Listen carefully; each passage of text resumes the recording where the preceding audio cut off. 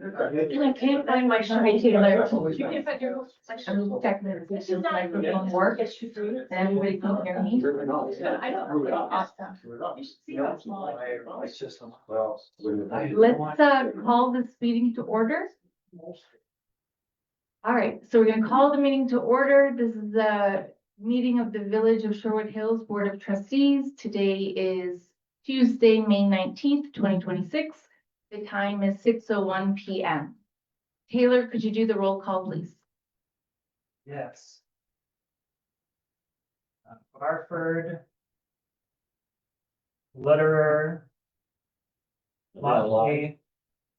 Yes, present. Osvick. Here. Butchig. Here. Van Aston. Here. Okay, great. Present pro tem, we have quorum. Thank you. Approval of the agenda. Is there a motion to approve the agenda? I'll move to the agenda in a second. Okay. A motion by Brian, seconded by Rocky. All in favor say aye. Aye. Okay, that motion carries. Statement of public notice. Brian, has the meeting been properly posted? Yes. Is there anybody in the audience or online who believes otherwise? Seeing none, we'll proceed to procedures orientation. This meeting is broadcasted on Facebook, but we will not be hearing comments contemporaneously. Item number 6, public comment. This is an opportunity for community members to speak to the board. No discussion or action may take place at this time, though trustees may ask qualifying questions only. Speakers may be limited to 3 minutes. Is there anybody here who wishes to make a public comment? I'm going to select Tom Deacon.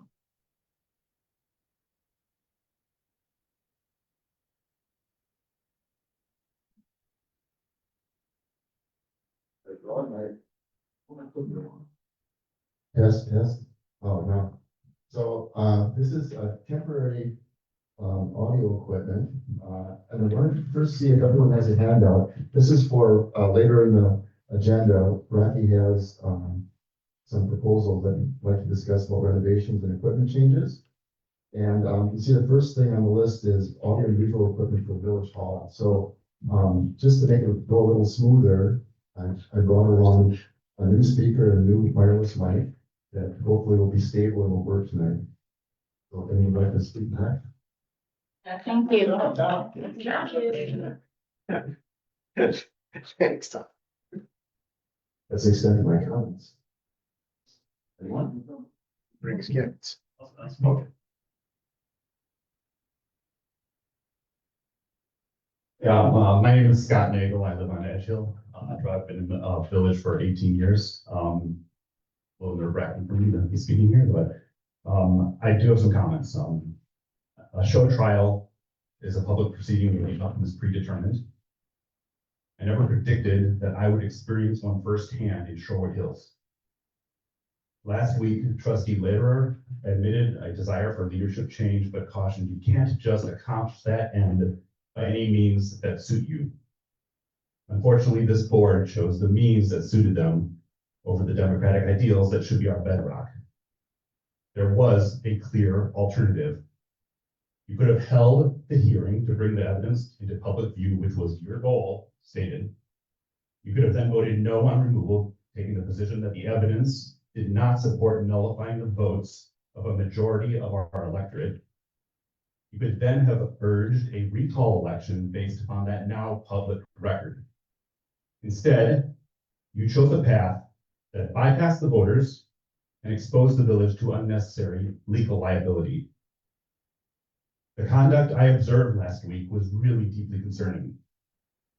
Trustee Upchig lodged a formal complaint against Village President Imes, describing Imes' actions in terms of serious criminal offenses. Then, during the tribunal, Upchig claimed these terms were merely literary choices, and he didn't really mean them. This looks to me like willful ignorance or recklessness that puts the village at both legal and financial risk. Trustee Van Aston explicitly stated, if we're going to go legal, then I don't see the legal case. He admitted we had pared down a stack of grievances to keep it short, yet he did not recuse himself for this clear prejudgment, voting for removal. Trustee Lotfi presided over the hearing, stating in her opening that, quote, the witnesses shall testify under oath, yet no oaths were actually administered. When complainant Hans introduced new evidence in his closing statement, and Imes' attorney tried to object, Lotfi shut down the objection, saying, quote, this is a quasi-judicial hearing. There's no rules of evidence here. Hearing those words asserted by a practicing immigration attorney in our country today was gravely disturbing and profoundly ironic. Was all this due process? Was this competence? Or was this itself gross neglect of duty? You set a dangerous precedent last week. By overturning a public election, you have signaled a lack of trust in the citizens of Shorewood Hills. I know a resident who has drafted a letter to this board, but is afraid to submit it, fearing bias or retaliation, like you just did in future village decisions. This is chilling. Process is just as important as the result. I urge the board to demonstrate trust in the people of Shorewood Hills by announcing a new election for the now open seats, rather than again bypassing the electorate through direct appointment. Please act with the wisdom our community deserves. Thanks. Thank you. Are there any other public comments? Michael? Everybody here online, I'm Michael Van Lanningham, 2704 Harvard Drive. First, I think given the agenda as it's presented, I would support moving the community center from the pool to 1008 Shorewood Boulevard. That central location may provide some cost savings that could be realized if the pool were to be rebuilt without a second story that would have to be accessible. Second, on leadership appointments, I want to caveat this because for the moment, we only have a presidential vacancy. We don't have a trustee vacancy, but the posted agenda implies we may have one imminent. So I'm going to speak to my understanding of code, and this is just my understanding. I'm only here representing myself, just a guy.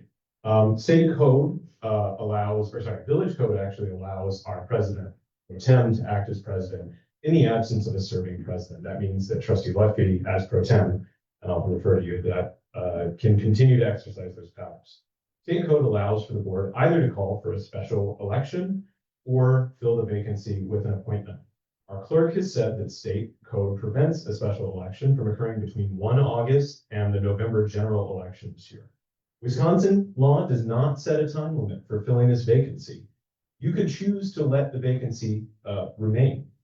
Recently, a local village board appointed a new president after one had resigned, which had created a vacancy without official board action. Our case is different, as we've heard. We have a presidential vacancy the board created, and unlike with a recall, voters did not automatically choose a replacement president. It may be unprecedented in Shorewood Hills, in fact, which hasn't had a president fail to complete their term since 1940. I am not sure if the village has ever appointed a president, in fact. Certainly our village has appointed trustees before. And with those, the last three, dating 2021, were the board voted to call for applications a month ahead of the appointment vote itself. The board received at least 2 applications each time, including Dietmar's. Kate at one point applied. The board did not publicly solicit applications ahead of this meeting or vote so to do. We recently held an election, albeit one that occurred prior to the presidential vacancy. In the last 2 vacancies, particularly in 2023, electoral performance alone was not a key consideration. The appointed trustee in May 2023 had not run in that spring's election. Well after this meeting was noticed, a trustee yesterday privately solicited statements from residents who may be considered as candidates. As of 4 p.m. today, I didn't check after that, no candidates were listed for the leadership vacancies. Providing adequate notice of candidates for appointment offers residents a chance for input in who will lead their village. We should welcome this feedback and shared decision-making rather than an exclusive, opaque, and rapid process undertaken without any board approval. I want to stress that I'm neither opposing nor favoring any candidate tonight or in the future. I'm advocating for what I view to be the most democratic way of choosing our leadership. In my view, elections are always a positive expression of shared governance and decision-making.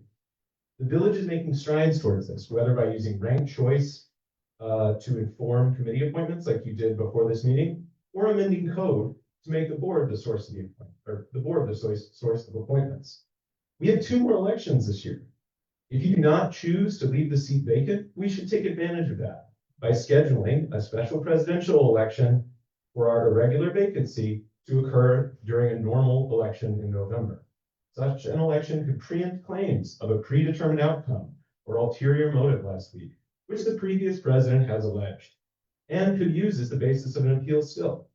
The absence of the 2 votes who voted no today could only further those claims, however baseless they may be.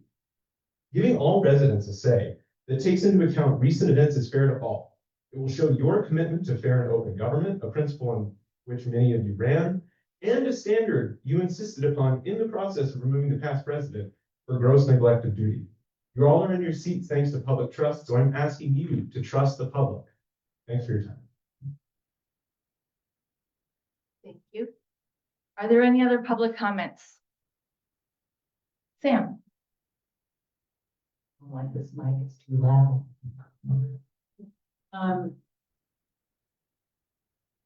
I have sat in this chair quite a few years. And I watched as our village fell totally apart over the last 5 years. So I understand why people would like to go slow now, because you haven't been sitting here for the last 5 years and watching it fall apart. You didn't watch as the committees disappeared.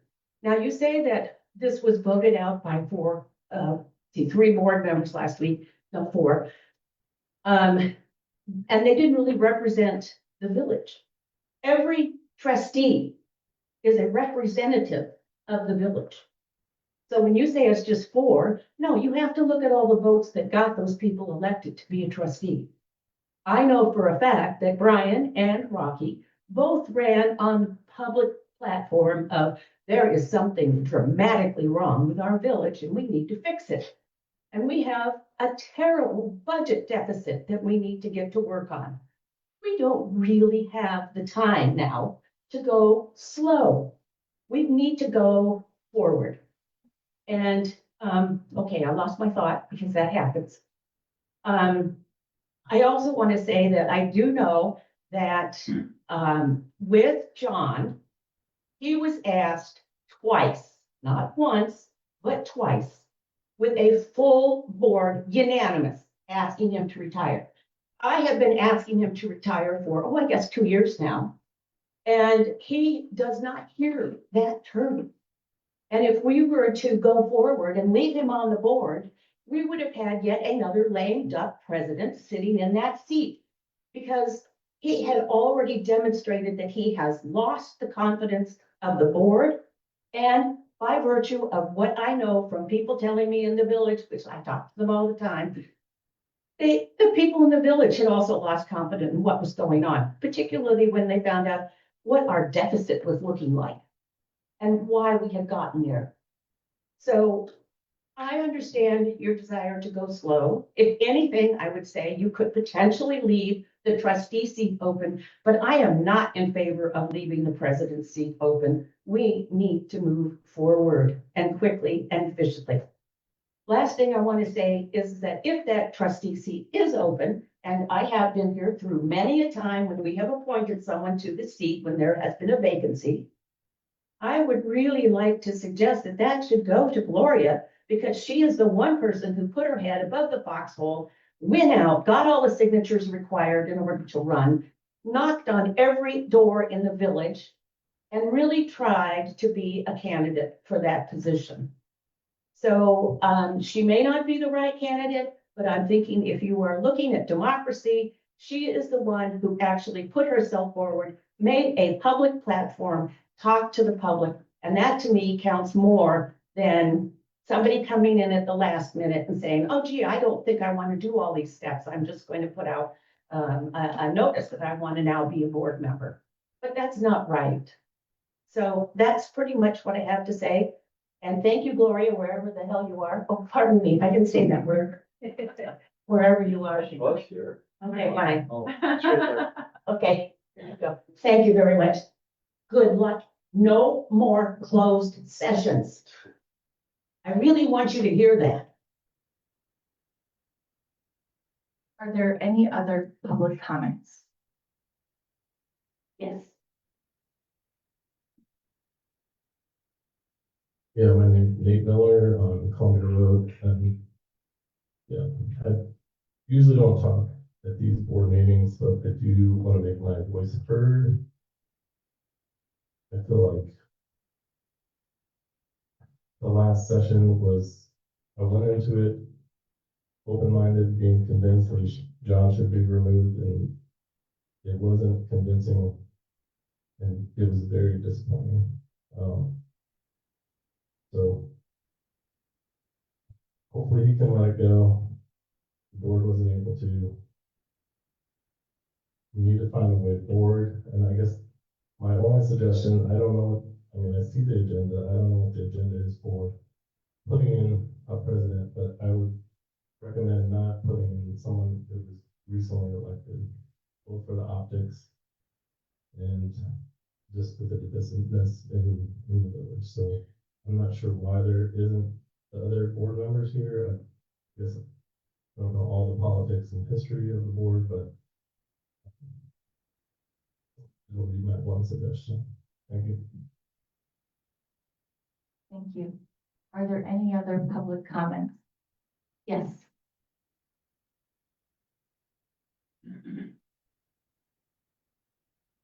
I'm Kathy Killian from over on Harvard Drive, and the same as Nate, I don't really like speaking in public, but I felt I needed to come here tonight.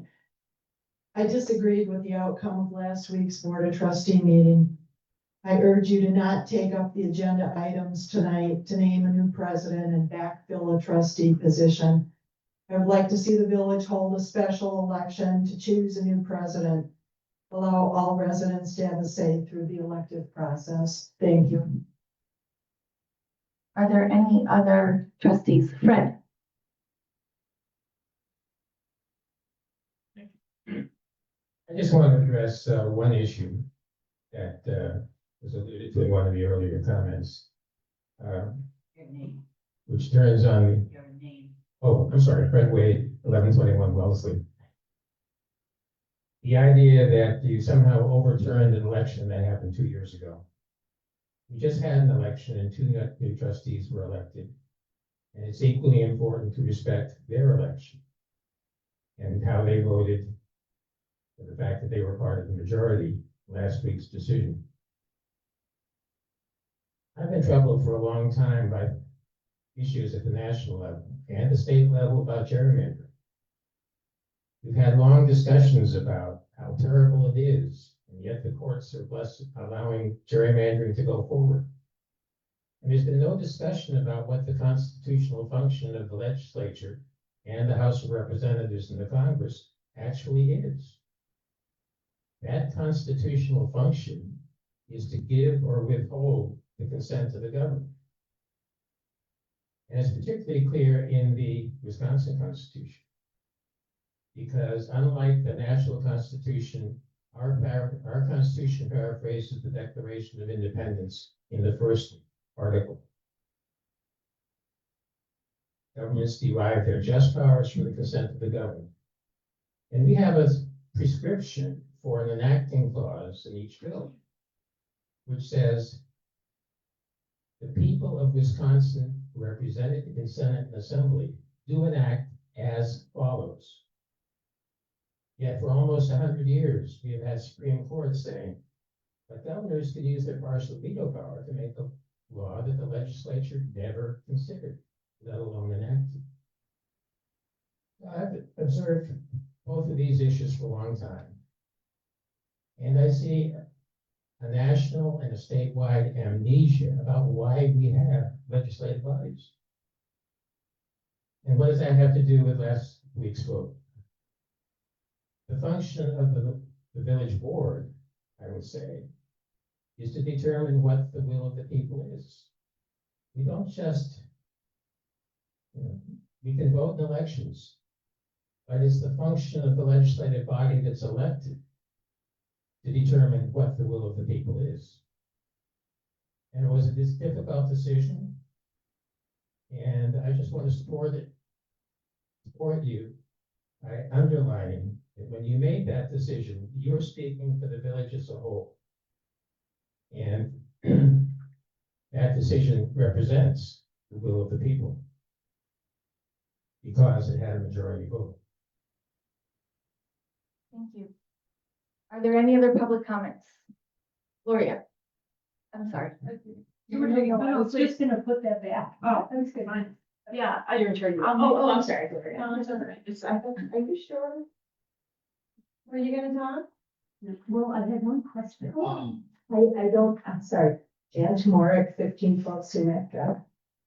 And going back to comments made earlier, was John Imes the only candidate when he ran for president of the board? Because when we say he was he was duly elected, I don't remember. Rocky. Oh, Rocky, yes. Oh, that answers my question.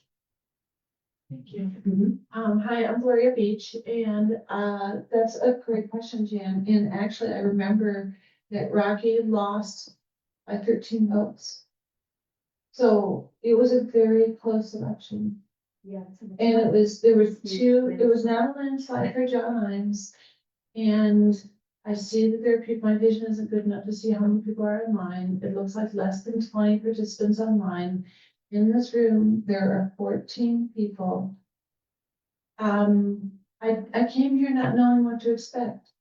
I didn't know if the room was going to be filled with angry village residents. I didn't know what to expect. Scott Nagel spoke, and your comments aren't surprising. They mirror in some content, but not tone, the email that I sent to this board. The tone of the email that I sent to the board was not matching the tone that I heard from you today. I will pick up on what Sam was saying. The members of this board were each elected at large to represent all of the village residents. And it's tricky when you have a representative democracy, because the folks on the dais are going to make decisions with which we disagree. It has to happen. We have to have that friction in democracy where not everybody agrees.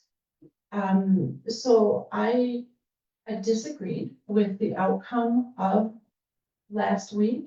However, I absolutely believe each member of the board had the right to make that decision, and I can understand absolutely why you decided to move forward faster than I myself would have. The preponderance of information over the last year to 2 years, it was just there. And the board had a decision to make. Are we going to continue as we have been continuing and churning through, or are we going to just cut bait and I don't know if that's the right metaphor. Sorry if I'm mixing my metaphors, I do that. But, are we going to just say, no, enough and move forward? So the decision you made isn't the decision I would have made, but I did not win the election. I lost the election by 8 votes.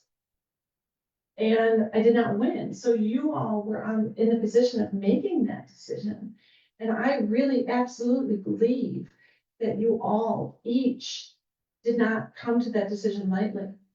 It was a painful moment to listen to all that information, but I think it was an important moment to listen to all the information. And Scott, that's what I've been telling you, is that we needed this meeting that was held last week to hear the information and to also give John Imes the opportunity to respond fully.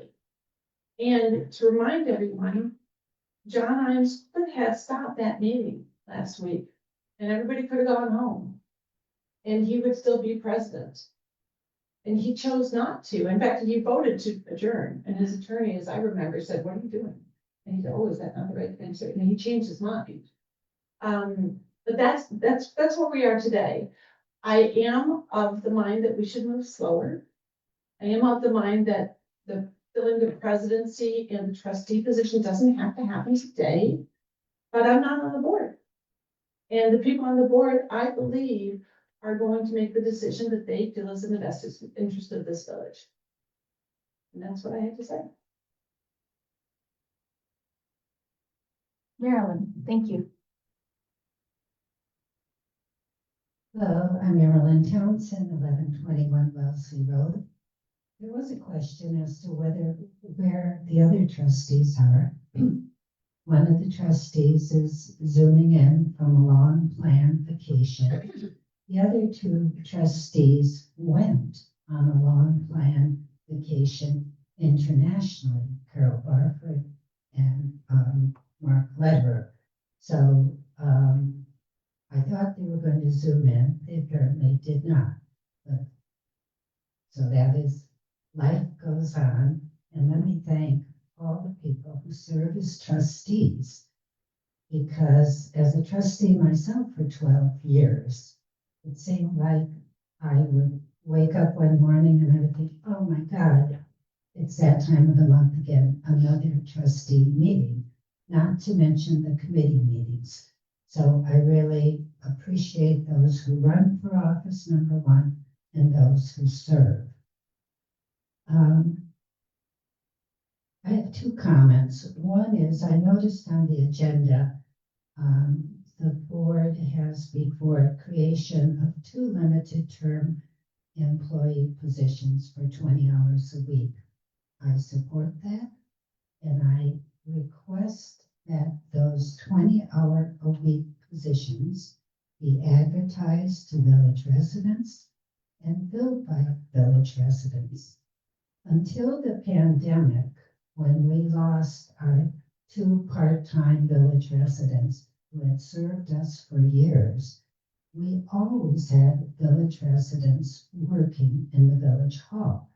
It was very community-oriented, and our previous administrator, in a way I did not approve of, pushed them out. I think it's about time we brought the village back to the village. Secondly, I heard some comments tonight that the vote to remove the previous president was 4-3. It wasn't more than that. The key thing to remember is that the legislature provided this statute to help communities midway through a president's term or an officer's term, to give them a way to remove them when they've lost the confidence of the board. Now, the legislature said in that statute it's a majority vote. Sometimes the legislature says you need a supermajority. So, for example, when I was on the board and I wanted a charter ordinance enacted, that took a supermajority. That took 6 votes. This does not. The legislature has spoken, and I watched it last week. I thought it was a very painful proceeding. I did not think the trustees had made up their mind. And also, as was previously pointed out, President Imes had the opportunity to stop it. His gut reaction was to stop it and remain as president. Instead, on advice of council, he switched his vote. Lastly, I've heard some folks talk about the procedure this village has followed in filling vacancies. I would respectfully say we have no procedure in filling vacancies. It's up to the board to decide. For example, I was appointed as a trustee, and it created some anger in the board because the president appointed me to fill a vacancy. Someone had moved out of the village, And instead, those who had run in the last election felt he should have appointed one of them. He said, no, I'm appointing you, and some people voted against my appointment, saying nothing against you, Marilyn, I just don't like the way this occurred. Fine. Then I went on in the next election to win and serve for 12 years. So, I think it's important to make decisions as to who the president is. The president would serve the remainder of the term. If a president was approved tonight, that president would have to circulate nomination papers in simply a few months. In December, an election would be held in April. So, as Sam Braithwaite pointed out, I have been at most of our meetings in the last 18 months. And we have had folks, they've been very intense, especially August, September, October, when folks from all over the village, from Lake Mendota Drive to Oxford to Tally Ho to Wellesley, were here saying to the president, you're not listening to us. And it was unprecedented that the entire board, even as of last week, all 6 of them were unanimous that he should resign. But 2 of them thought they wouldn't vote for it. That didn't mean they had confidence in his leadership. So I think it's time to move on.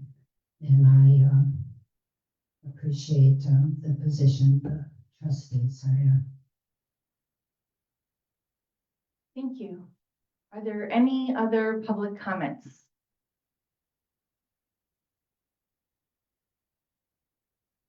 I'm looking online. Are there any hands up online?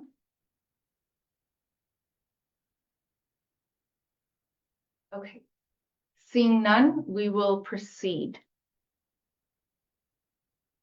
Item number 7, appointments. Brian, you requested this item to be added to the agenda. You're welcome to speak to it. Well, this is good because it's immediately out of public comment that directly relates to the very next items of term appointments. So I'm going to give a little bit of explaining of my reasoning as to why I put these agenda items on here, and hopefully that puts some minds at ease. I think it should. So first, I think that there's a lot of pressing business here that needs to get done with our budgets, with everything else that needs to get resolved quickly, decisions that need to get made, buildings that need to be chosen, projects that need to be done, committees that need to get started, review boards that need to get staffed. It seemed to me that rather than lingering over what just happened, that moving on was the right thing to do. And getting appointments going was the best way to do that. So 1, it's done, it's time to move. That's my first thought. That was the first thought that went through. In fact, I initially thought that the time to do it might be immediately after the meeting last time. Then it was told that we couldn't mix the 2 by legal. So that's the first. The second thing is, well, I mean, those of you not everybody may know, and Taylor, I hate to steal your news, but we're not going to be able to retain Taylor. We tried, personnel tried, and we're going to be without a clerk. So while I welcome all of the calls for election, and if things were different in this village, in the slightest, I would agree with that statement. But we just don't have the staff to do all the things we need to do and also be putting on elections, considering the fact that we just had one and there are some candidates there. So the original thought that went to me, that went through my head when I put this together, right, was that if John were to have been removed, which has happened, we would select a new president from the body. After selecting a new president from the body, we would then select a trustee to fill that seat. And the logic behind that, and Michael referenced the email that I'd sent to Craig and to Gloria and to Kate, was to say, we have three people, it's not, you know, we have an embarrassment of riches here, right? We have a lot of talented people that have already stood up to volunteer to work and help the village. And, we all just went through an election cycle with those folks. These are folks that work on committees here that we all know really well. Everybody in this room knows these folks. It's not like we're not gonna learn a bunch for an appointment's sake in a short period of time. So that's the last. Then additionally, I'll point out, one of the points that was brought up is just leaving the seat unfilled hadn't occurred to me. But as we just saw, just last week, right, that 7th vote matters sometimes. And I don't see, with only 10 months really until where it comes up, why going any slower does this village any good. It seems like we have talent that's ready to fill the seats, and we have decisions and actions that need to be made. So, with that being said, I would like to start by opening the floor to nominations for president. From inside of the body, so that we can do that. Does anybody have anybody that they would like to call forward? Well, before we do that, I just say one thing, Yeah. please. So I was on for a number of years in the late 90s. In fact, I'm the one that voted against Maryland. You want to know? Because when I got on the board, I got rid of the lame duck meetings. I got rid of all kinds of rules. We put in ethic rules, and I was trying to put in that we just couldn't pick it, because what was happening back then is the president would pick people and they're stacking the board and stacking the committees, similar to what has happened the last several years. And so I tried to get it actually put in the rules that it had to be someone who ran for the election. I failed to do that. And then when Marilyn came up, I voted against it out of protest, saying, no, we should do it. But the fact is, I bet if you really made an honest comparison in this village for as many years I've been here, you could probably count on these two fingers, the ones that came from the election. And they've all appointed people. So to me, it's more about getting ahead. I'm not even in the finances, and the finance are a freaking mess. Anybody who doesn't know that is not paying attention. I'm just looking at the buildings. And I'm telling you, I've got about 80, maybe 90 hours in these buildings just in the last 5 days. There is no way we can linger up here waiting for a president or a trustee. We have an election a year from now. I would say if we march ahead and we just screw everything up, put in all new people and we'll start over. I don't think it's gonna happen. I just think we should fill these seats and get moving, because there's just so much to do. And we only have so many hours to put in, and keeping it open is not gonna make it better. Sorry, I didn't mean to not include discussion. Kate, just move directly at it. I'm still getting used to sitting up here and talking and then moving to what I'm supposed to do with motions and stuff. Sorry. Kate, you have your hand up. Yeah. Cool. Thank you, guys. Sorry, I'm on Zoom again. I look forward to seeing everyone soon. I do agree with some of what's been said tonight. I have some differing opinions as we will work through the agenda here, but I do believe that we need to formalize a new president for the village. I think that we desperately need new leadership, as I've been saying for 6 to 9 months. And I would love to nominate Trustee Lotfy for that role. And I'm happy to explain my rationale if there's a second for that. I'll second. Awesome. Yeah, I think that, even in the last month, I think I've observed personally very, very careful attention to detail and spending the time. I know even in the last 72 hours, she's been spending a lot of time in Village Hall, prepping this packet, making sure that the most priority items are on the agenda. And so that we are actually spending our time both at the board level and at the staff level on critical agenda items. So, Brian, I do agree with you that we have a lot to get done right now. We have committees that desperately need appointments that can still only come when we have a president. A president has to put forward a slate. And I know desperately, different committees want to get back into action, and specifically the ZBA has too many vacancies and wouldn't be able to get to a quorum right now. So it's for those reasons that for the presidential role, I do think we should appoint tonight and move forward. And like Rocky has mentioned as well, in just less than a year, if the village is not pleased with that kind of leadership, there will be an election to make those voices and that opinion heard. So it's for those reasons that I would like to put her forward tonight.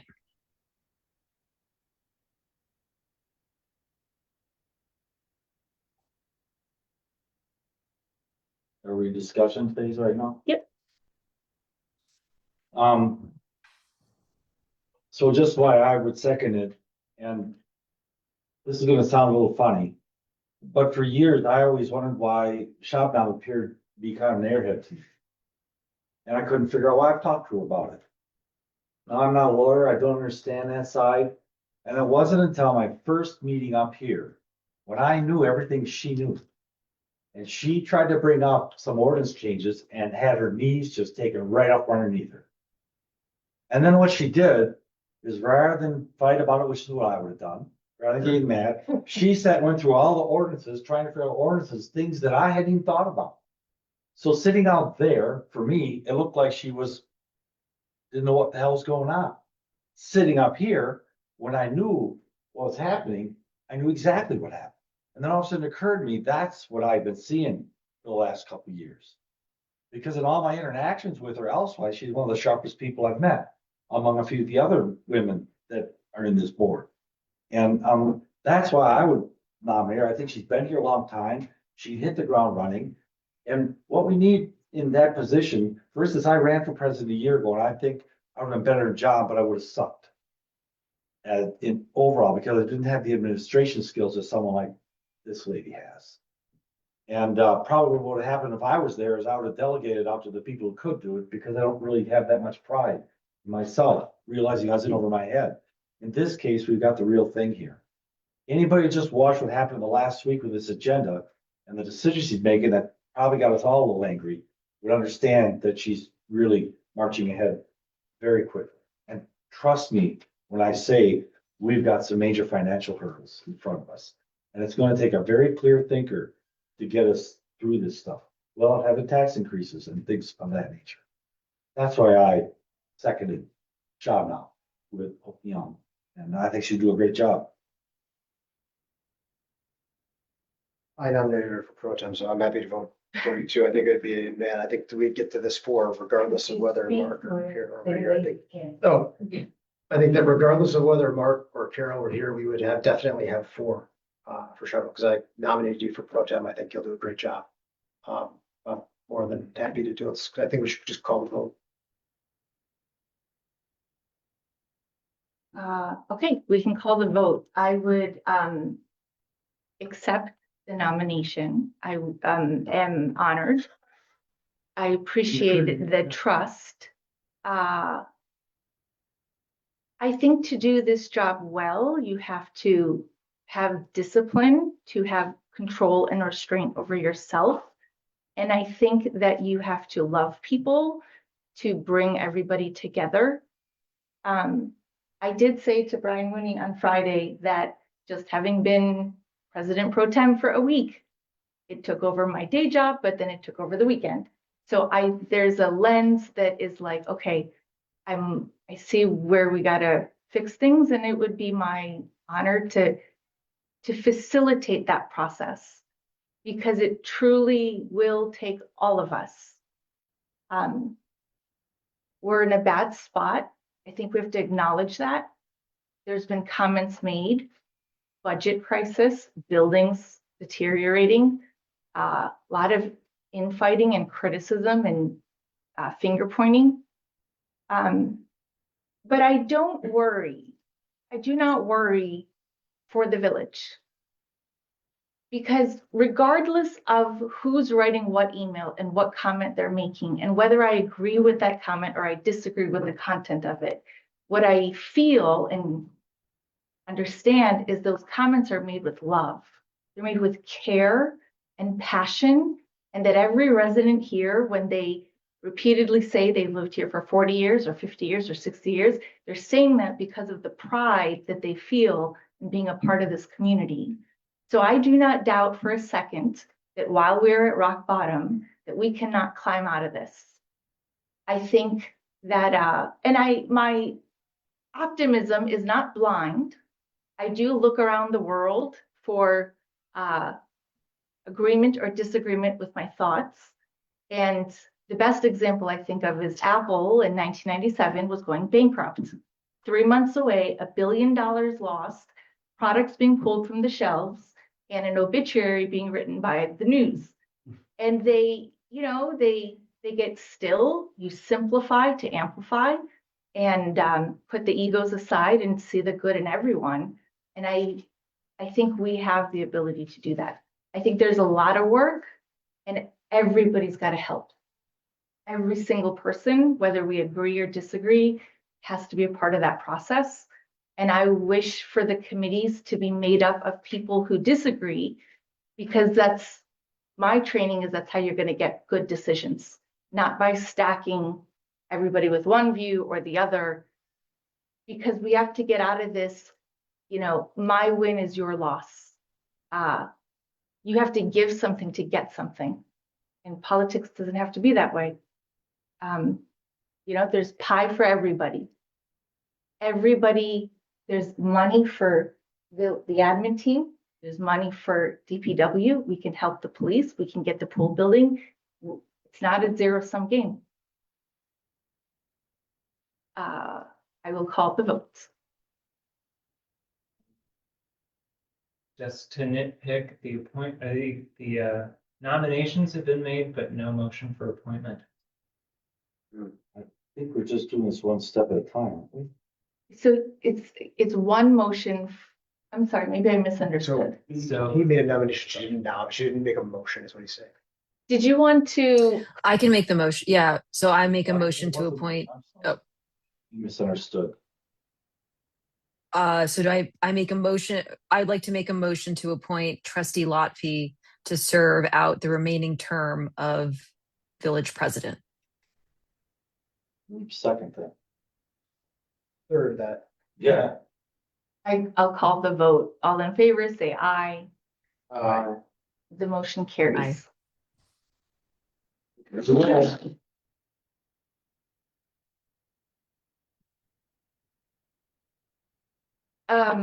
So The that search- takes us to the next. Yes. Yes. Please proceed.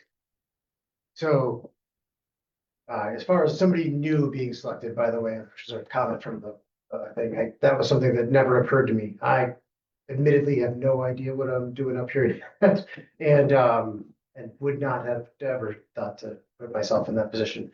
But I am pleased how that turned out. So, knowing that someone was going to wind up in that role, and being that, again, I didn't see any reason to belabor things. There were multiple candidates that still stood from the last election cycle, who I sent emails to. Kate, Gloria, and Craig were still here. Two of whom have indicated that they are interested in serving as trustee. And while I understand since, as people have sent me emails, that there has been a process by which this has been done that I didn't know about, because this is the first one of these I've ever witnessed. There isn't anything actually in the code that says how this needs to work. So the thought that occurred to me was we would have Kate and Craig read a statement, and then just staff a trustee and be done, and have a full board and move on, whatever the board decides. I see no reason to put the staff through an election. I see no reason to put all of our limited energy and effort and thinking and critical thinking skills through devising who might sit where and how that might go through another vote with a ranked choice vote or the rest of that, especially if you're watching how ranked it works, which is questionable. Seems to turn out different, however looks at it. I think that's the mystery. At this point, I would like to invite, either Kate or Craig, or would like to go first to just read a statement, and then, from that, move to staff a trustee seat. Discussion? Before we ask anyone to come up, can the board weigh in on this process? I don't think there is a process, as Marilyn said, in all my time here. I think Dave and John tried to invent a process, but at the end of the process, they picked the one they picked in the beginning. I think it was a show trial. I think the process changes to whatever it is. In this case, we have a ton of stuff to do. We don't have time to run an election. I'm sorry. And, I mean, there's only so many hours I can put in, and just to get this buildings figured out, I guarantee you, the last week was probably a piker. It's gonna be more than that. I can't imagine when you guys actually tear into the finances. I just don't think, there just isn't time. We gotta get this thing fully staffed so we can move the budget. We're gonna start working that, what, in 2 months? Right? And we just gotta go. There's no reason not to. Kate? Go ahead. Yeah, so I do feel slightly differently about the trustee position because I think that my preference here would be to follow at least what we have done over the last 5 years that I've been, living in the village, which is there is a public notice posted, sent via Nixle website, with a deadline to apply if anyone is interested to serve as a trustee, and you literally fill out, I think it's a 2-page, document. I went through this 3 years ago or whatever. It was not very difficult to manage or for me to do as a potential appointee. And then you go before the board and you make a statement. And then the board did do a lighter version of a ranked choice voting in real time with a spreadsheet. And in this instance, I do think, and I know some residents spoke to this tonight, I personally think that we can wait 30 days to appoint the next trustee to serve. I understand there was just an election. I also understand, I think that the top vote getter in that election is not interested in serving in this role. So in my opinion, I think opening it up for 1 month to just see what interest is in the village. We do have so much talent that waiting for me, that trade-off is worth it to wait a little bit longer, open it up. I also, with Mark and Carol being gone from this meeting, I do think that would be more inclusive to capture their, point of view and votes as well. So my preference would be to post that now that we didn't have an opening on the board in terms of a trustee role until about 3 minutes ago. So my preference would be that this week, as soon as we can, we get that message out to the village, solicit applications, and then in the June meeting, appoint our next trustee.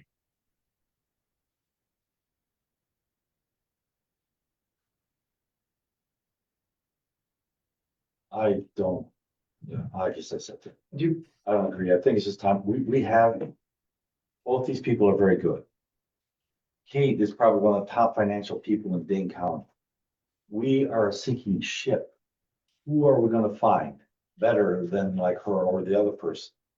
If we wait a month, if we wait a year, if we wait 5 days. So I hear that point. I see 2 things that I'll just put out for consideration. First is, when Rocky and I and Gloria were just running, the top 3 was kind of a thing that people were saying, just pick the 3 of us, right? That was the message that went, so that the 3 of us kind of spread.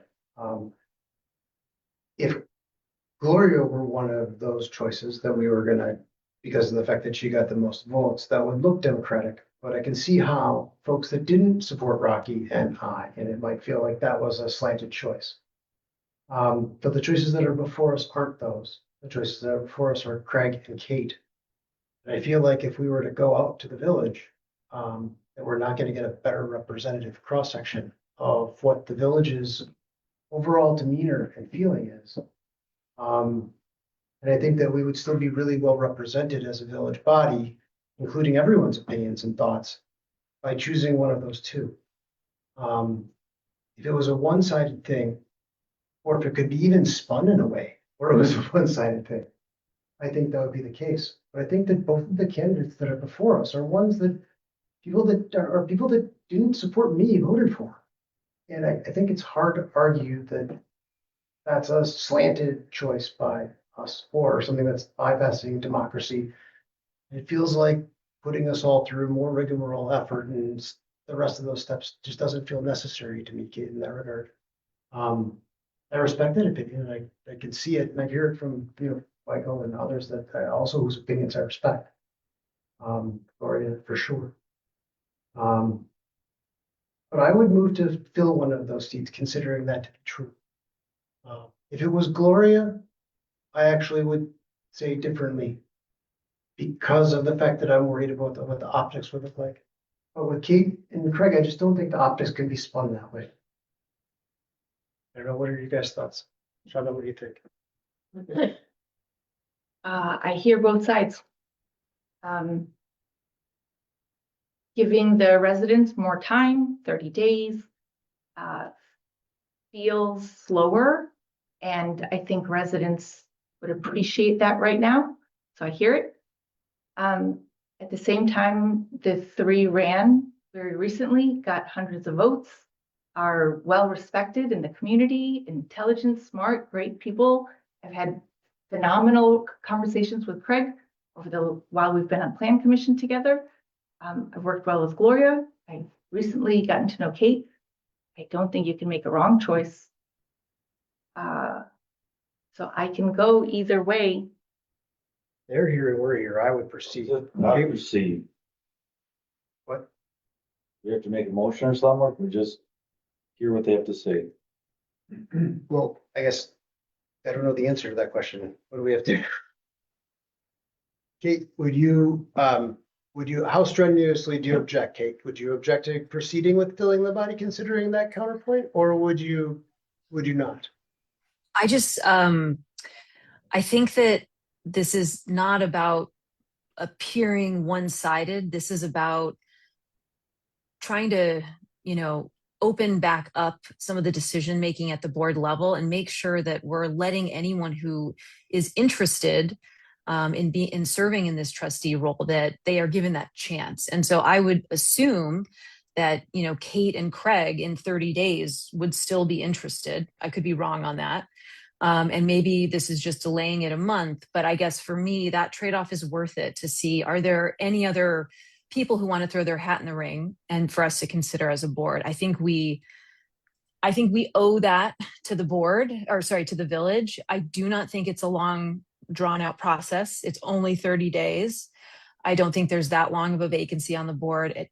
And I do think that it's important for some of our first actions here in this new board that we are incorporating resident feedback and that we are showing that we are hearing the residents and that these are not just heavy-handed decision-making moments that 7 people are doing or 6 people are doing on behalf of the village. So I really feel strongly that I think we need to open this up because, Kate did get hundreds of votes, but she, wasn't technically running for office. So, someone else in the village who wasn't really running would say, well, why couldn't I have had the opportunity to, showcase my talents and work on behalf of the village? I think it is, for me, the rush here is not, I'm willing to take that risk here.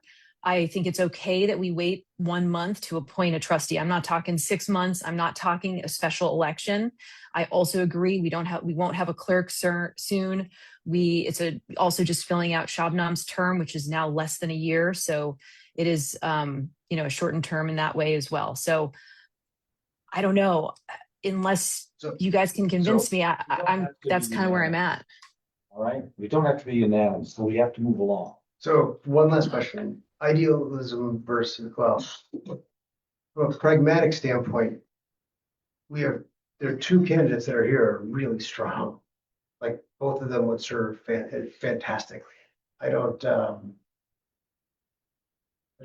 know what the need to belabor that is, but I do understand your point.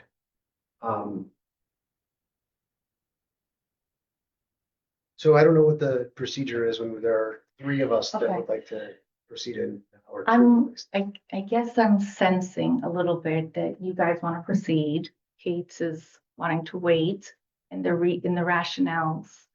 And I am trying to find a win-win, which is hard, but I like to.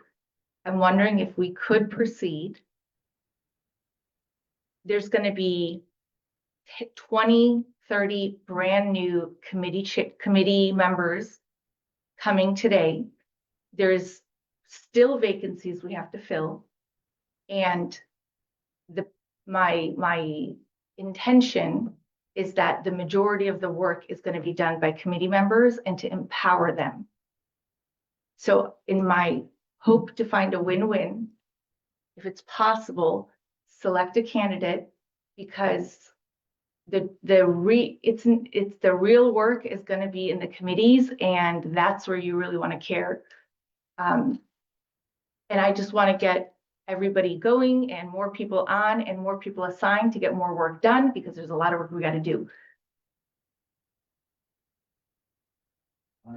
We need a motion to proceed, because I'll make it. Well, I don't know if we need I don't think so. That's what I think. I don't know what the. I think we just proceed. well, you would need to hear from the two candidates.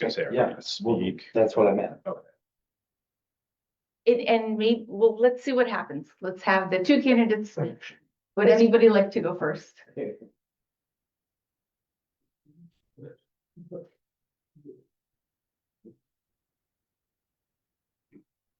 Great, thank you. Oh, wow, that is loud. It is loud. I'll hold it out here. And thank you for the thoughtful conversation. The community appreciates how much thought you're putting into how to proceed after the eventful week last week. My name is Kate Crowley. I think I know most of the board, but not everybody in the room. So I'll give a little bit of introduction to myself and then explain why I would accept an appointment to the board, should that happen tonight. I've been a resident of the village for 10 years, a little over 10 years. I live on Viburnum Drive. My husband Andy and I have a teenage daughter that we raised here since she was 3 or 4 years old. And it's been, so many of us know how magical this is of a place to raise a family. And we've benefited from it, our daughters benefit from it. And as she's grown, I found more time and have dedicated some of that to the village, joining the village finance committee last year. And then this spring, putting in the candidacy paperwork to run for trustee. Shortly after putting in my paperwork this past winter, my father became pretty ill, and he's doing well now. He had surgery, a shorewood surgeon actually, in March, and he's recovered very well because of the shorewood talent in the OR. And with that, and with bringing on some staff in my business, I am back to having the time and energy to commit to the trustee role that I didn't at the time that I had withdrawn from the election. So I mentioned my business. I have a business now with 3 or 4 others. We are consultants to local governments. I advise local governments largely in Wisconsin, but a little bit around the country on financial and strategic matters. Specifically, community development finances is my area of expertise. I started that business about 2 years ago, and prior to that had been a partner at Baker Tilly for 15 years, which is the CPA firm that does the village's audit. I am registered as a municipal advisor with the Securities and Exchange Commission, and with that, I believe have brought some valuable insight to the Finance Committee over the last year as we've been working on capital improvement planning, budgeting, and some tip strategies that we're going to talk about tonight. If appointed to the board, I would want to further that work in finance, but help advise as to how policy drives some of the outcomes that we're seeking financially in terms of revenue enhancement, as well as efficiency measures that could reduce costs or reduce the workload on staff. I know we all share that concern about workload on staff. At Baker Tilly, as I mentioned, I was a partner. I led a team of hundreds of consultants around the country. And I know from that leadership isn't about technical skills. It's not about spreadsheets and finance. It's about trust. This community is in a crisis of trust. And I believe this board is doing the right steps to bring us out of that. And as a member of it, should I be appointed, I would like to contribute to rebuilding this trust with the experience that I've gained in my days. So thank you for your consideration and look forward to the rest of the meeting.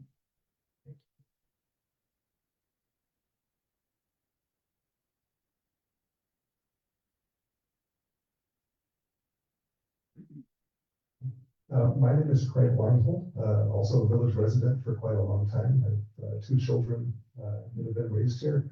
Served on Plan Commission for 3 years now. I am flattered by some of the comments. Thank you. It sounds like people know me. I don't have to maybe talk about my background, but I do need to say that I do not have a financial background. Aside from doing my own taxes, Kate has that in spades. So in terms of goals, in this last election, I probably shouldn't say who I voted for, but she was one of them. I asked the village board to follow Kate Holstick's recommendation and delay this by 1 month. Last week was a seismic meeting here. And I don't know what that's going to awaken in the village. And I think no matter how qualified we are or able to serve or willing to serve, and we will be again in 30 days, but I really think the optics are poor if there's an immediate rush to replace that seat without at least a mixel or without at least a solicitation of who else is interested in there. That's my personal belief. I think last week was unprecedented, and it's going to take a while to really get a full picture of what that means for the village, both in terms of current board membership, but also in terms of long-term legal ramifications. I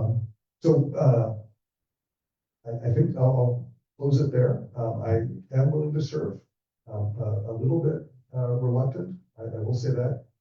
I have a full-time side gig as a traffic safety person. That's kind of where I spend my time, and taking away time to work on the village. I love this village. I want to help it. When Marilyn talks about hiring from inside, I'm thinking, well, maybe I'll quit my job and get an LTE position with the village just to help things recover. I do want to do my part and help with this recovery. But I urge you to skip this appointment tonight and at least for 1 month, put the call out and see what happens. I'll be here next month too.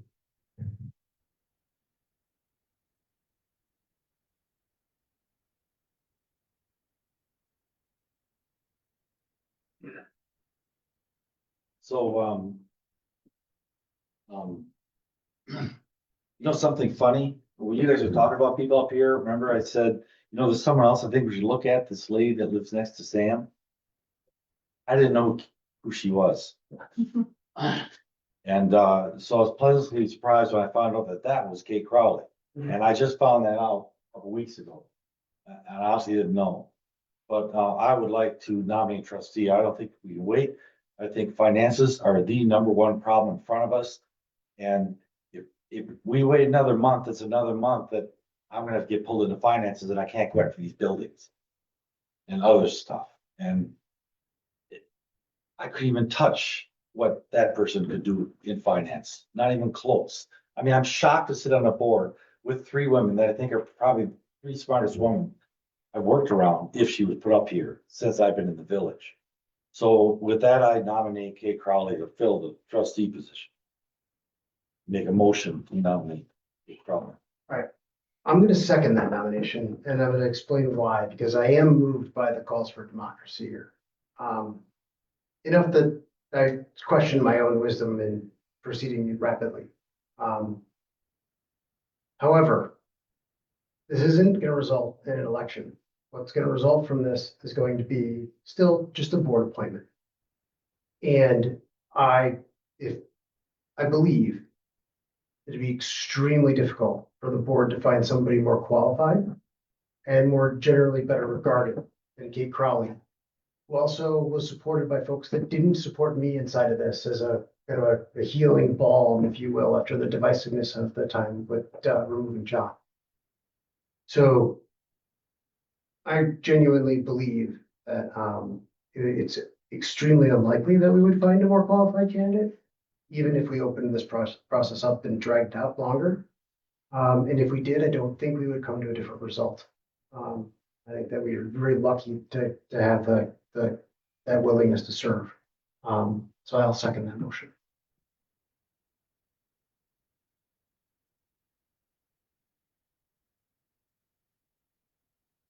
Discussion. I said my piece. Okay, I guess I'll go next. I genuinely, fully, wholeheartedly, with every fiber in my body, believe that there is space in our community for everybody. I'm leaning towards, I'm gonna support Kate. I understand that people are worried about optics. I've never cared about optics. I've cared about getting results. Maybe that's my weakness, is I don't really think that way. And I think what matters most is if Kate has the time and the energy to join this board to fill the remaining part of this term. But Craig has heart and soul and abilities and talent that he wants to contribute. Maybe not in a full-time basis, but in other capacities. I want that. If Craig would, I would love to work with Craig on Plan Commission. There's also some more vacancies. My sense is we're doing a shift, a very quick shift to go back to empowering the committees.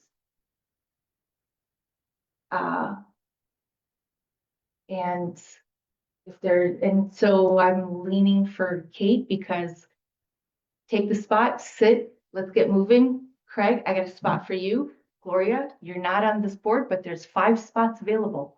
Like there's plenty of work for you. Anybody who's not on this board, I have plenty of work for everybody.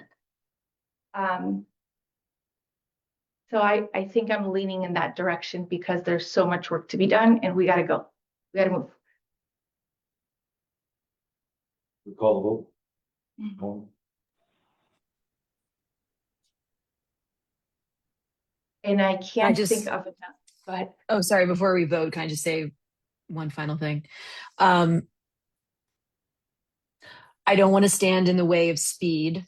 And so if the consensus tonight is to appoint Kate, I also agree there is probably the needs of the village match almost like amazingly with her background. So I have this was never about anyone in particular. For me, it was just about a process declaration for this board. And I just want us to be very careful as we move through the next few months. We have to balance speed with resident input because we will end up, going in circles if we do not. And so I understand the need to move quickly. I will support Kate tonight.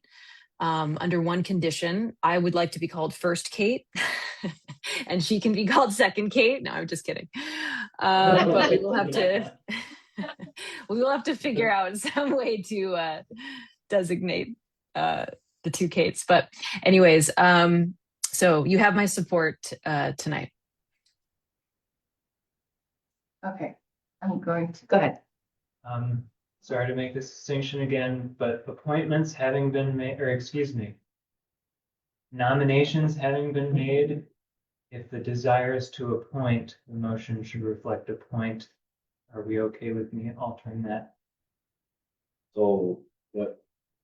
Isn't that what I said? Did I say motion? I think you might have said nominate. Yeah. But then It's okay, okay. I motion that we appoint, the now Kate Crowley will have to put the face to the name to, fill the vacant trustee spot. Seconded. Aye. Okay, call the vote. All in favor, say aye or raise your hand. That motion carries. Okay.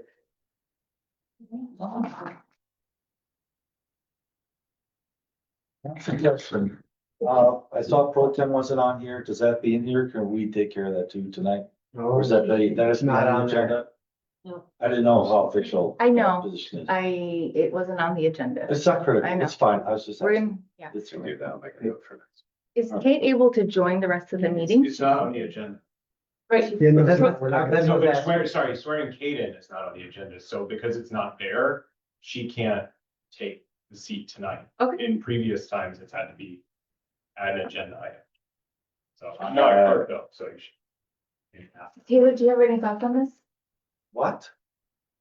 Every board meeting I've been, we say they vote, they swear them in, and we move on. It was noticed though. I'm gonna just ask the experienced Taylor Wall to help. As I have seen previous agendas, the oath of office must be taken and noticed prior to voting on it. Okay. All right. idea appointment of village trustee. Yeah, but the question was, could it be inserted was the question, but I got you. It could not be inserted. So you're saying Kate could not join tonight, the rest of the here. That's Okay, okay, thank you. All right. There you go. Moving on. Okay, committee chairs and committee members.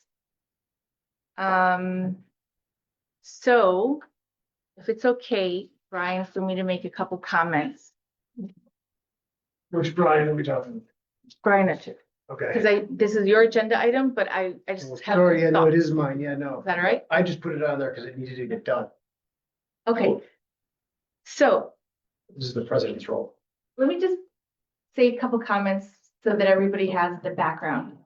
2 or 3 months ago, the board implemented and agreed to do ranked choice voting. Carol Barford used a platform or an algorithm and we all agreed that we were going to use that algorithm. Each trustee submitted their choices based on the applications that had been submitted. So what you see before you is a reflection of 6 trustees' opinion and preference for who should be on each committee. This list does not reflect my preference or any individual trustee. It is the board's preference. And I would also add that I double checked some of these algorithms with some other AI tools. And no matter what kind of a ranked choice voting used, 90% of the outcomes were the same.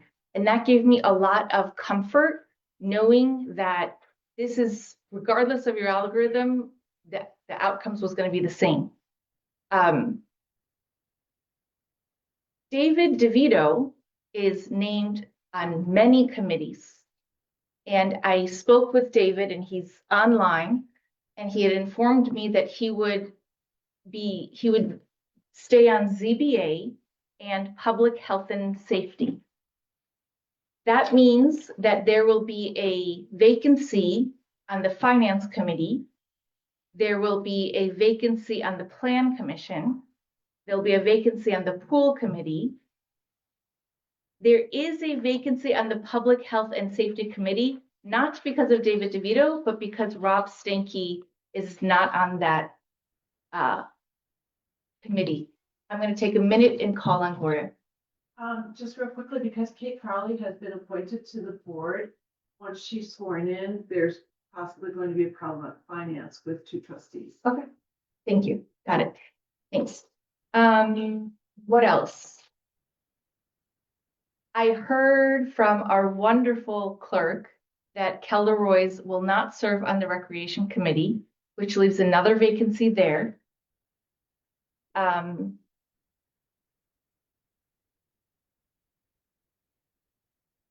there is, okay. I also have a belief that there is a, not belief, I did research on this. So in Wisconsin, we have a doctrine of incompatibility. And if anybody wants to learn more about it, you could research or read Ochodovec versus City of Green Bay. And that outlines a series of cases where whether something is legal, even if the statutes are silent, it's just not appropriate. So for example, a teacher serving on a school board you shouldn't have that. And the reason I bring this up is because I firmly, strongly believe, based on data, that an individual who's on the Board of Zoning Appeals should not be on the Plan Commission.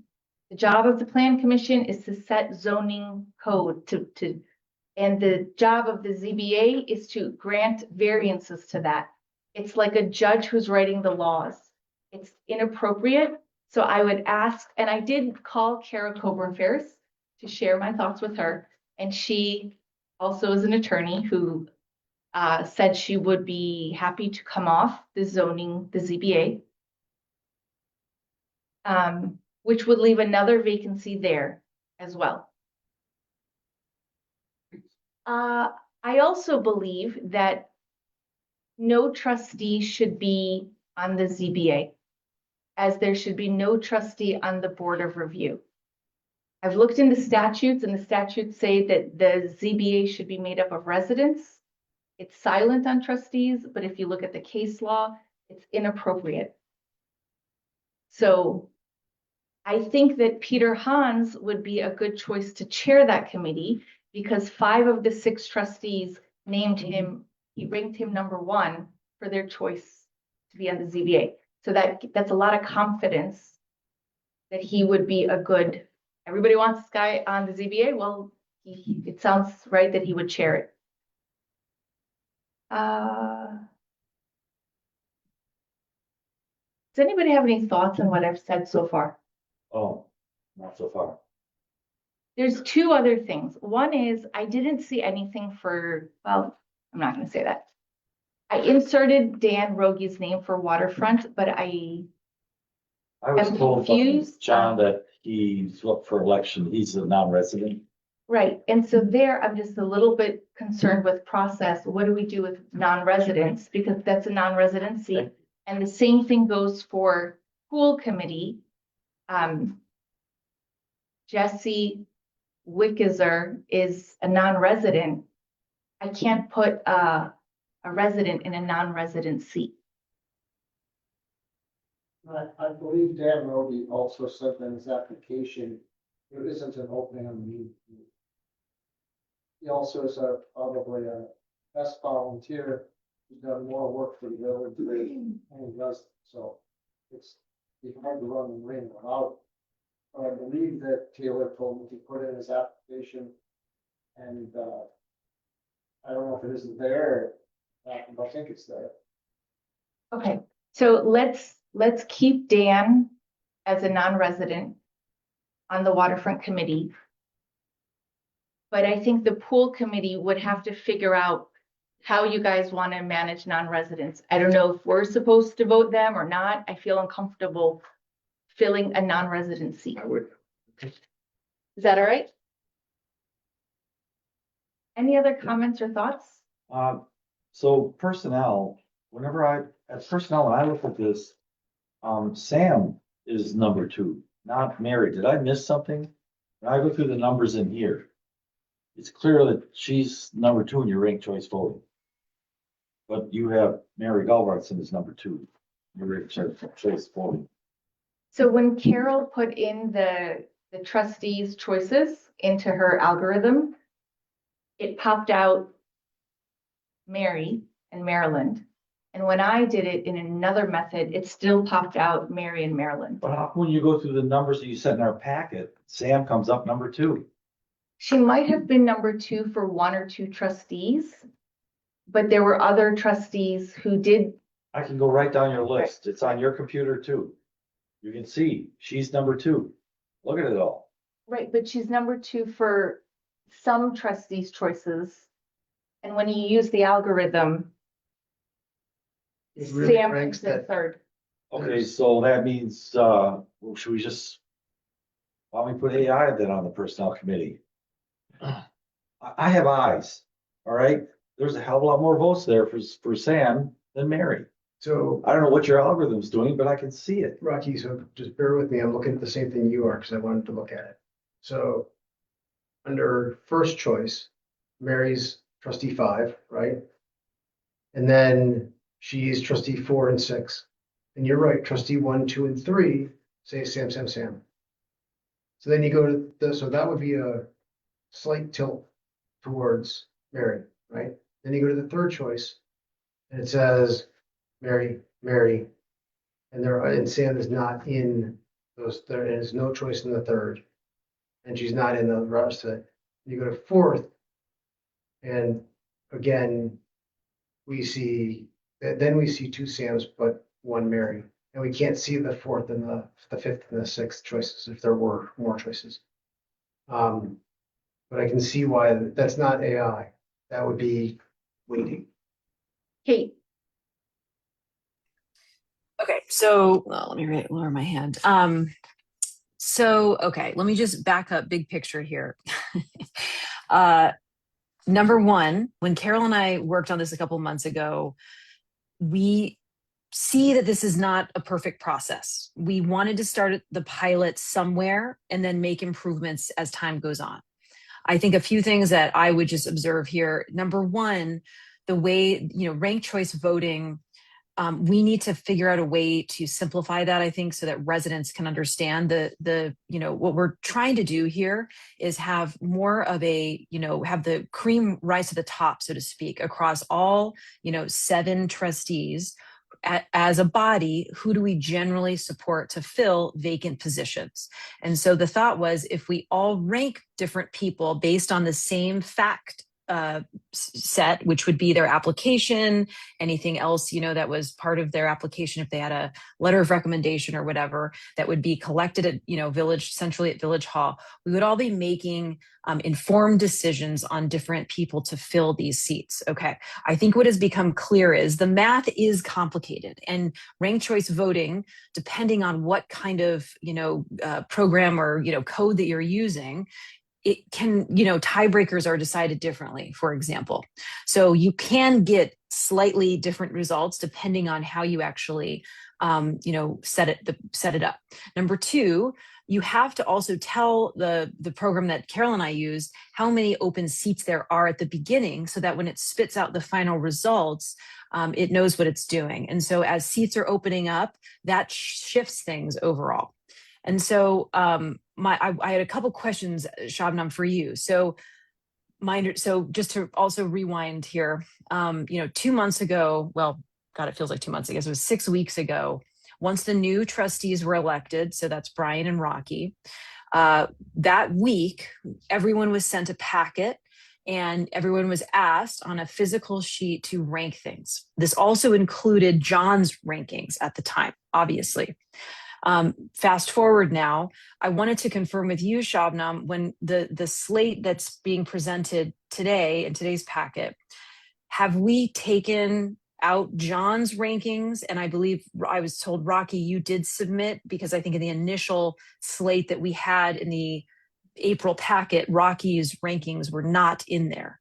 So have we removed Initial ones because we had no time to interview them. I wanted to slow the process down. You guys all know that. Yeah, so I just want to confirm. They are in there now. I did it 2 days ago. So we have essentially removed John's numbers and added in Rocky. Is that correct? That's correct. Because, that's correct. okay. And because I went back and I looked at the initial, and I'm talking about the slate that came out of the ranked choice voting, not John's slate in the April packet. Okay. There were actually 2 slates in that April packet. I am only talking about the one that included just the math that Carol and I ran. And so, Shabnam, my second question is, was Carol able to run the same program, removing John's ranking and adding in Rocky with the same way that we did it in April? Carol did an outstanding job over the weekend in Europe, rerunning the numbers to confirm that everything is accurate and that there's no mistakes. I applaud her, I commend her. She did extraordinary to get us the list before us. On our vacation, yeah. All right. Okay. And then what happened with Pool? Because originally Afghan and Smoglik were noted, and then now DeVito popped up. It sounds like he doesn't want to serve.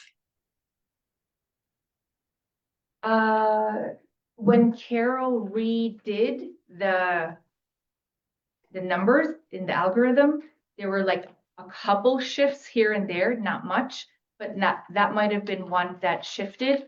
She did email, and I believe it's in the packet, the whole algorithm with the results. Okay. That's So what I was just looking at. It's in there. Yeah, I saw that. It will take the place of Mr. DeVito. well, that's the thing. Oh, okay. That's a good question. Yeah, That's a great question. is that how that works? Sure. Well, let's do what we can tonight. You can get those because she gets a few more. So You can catch. Okay, look, I don't like this, but I don't get to win all the time, so I'll go with it, all right? But I feel like I'm cranking a jack in the box. It's, you know what I mean? But, so if it helps to get forward, I'll stop complaining about the process.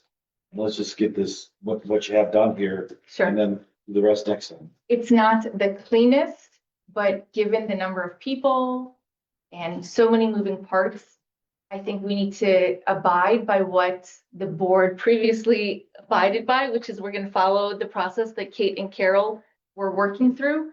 I would feel uncomfortable overstepping that or sidestepping it. Right. So Okay. I actually wrote a motion. The motion was, I would like to make a motion to appoint the committee members. I didn't say anything about chairs. The committee members as presented, with the exception of removing David DeVito from Finance, Plan Commission, and Pool Committee, and to appoint Peter Hans as chair of ZBA. You also need to remove Rob Stanky from. Don't worry about that. Okay. So that's the motion. What are we not worrying about? Well, there is a vacancy because Rob Stanky is actually supposed to not be on this list. But that I was gonna get to my next point, which is, if possible, within the next 10, 30 days, Brian, if you could help, we would have we still have a vacancy on finance. We have a vacancy on the plan commission. We have a vacancy on the pool committee. We have a vacancy on public health and safety. There are 2 vacancies on ZBA. Blackhawk has a vacancy. It's not listed.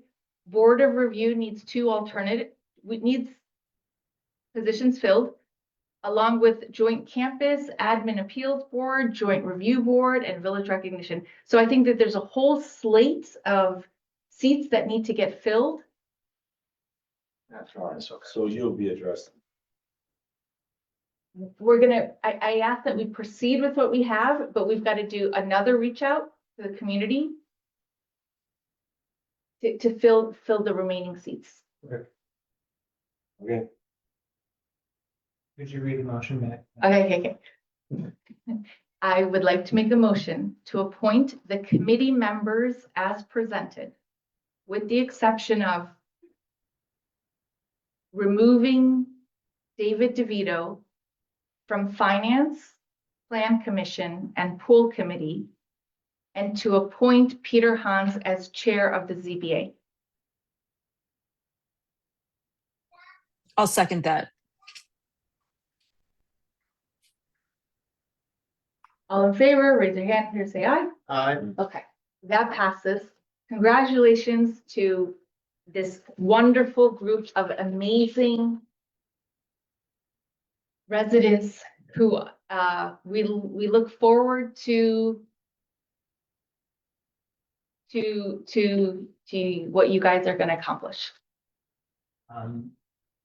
There is then Board of Review is on Thursday, and absent any appointments tonight, If some emergency happens, it is very likely we will not have quorum.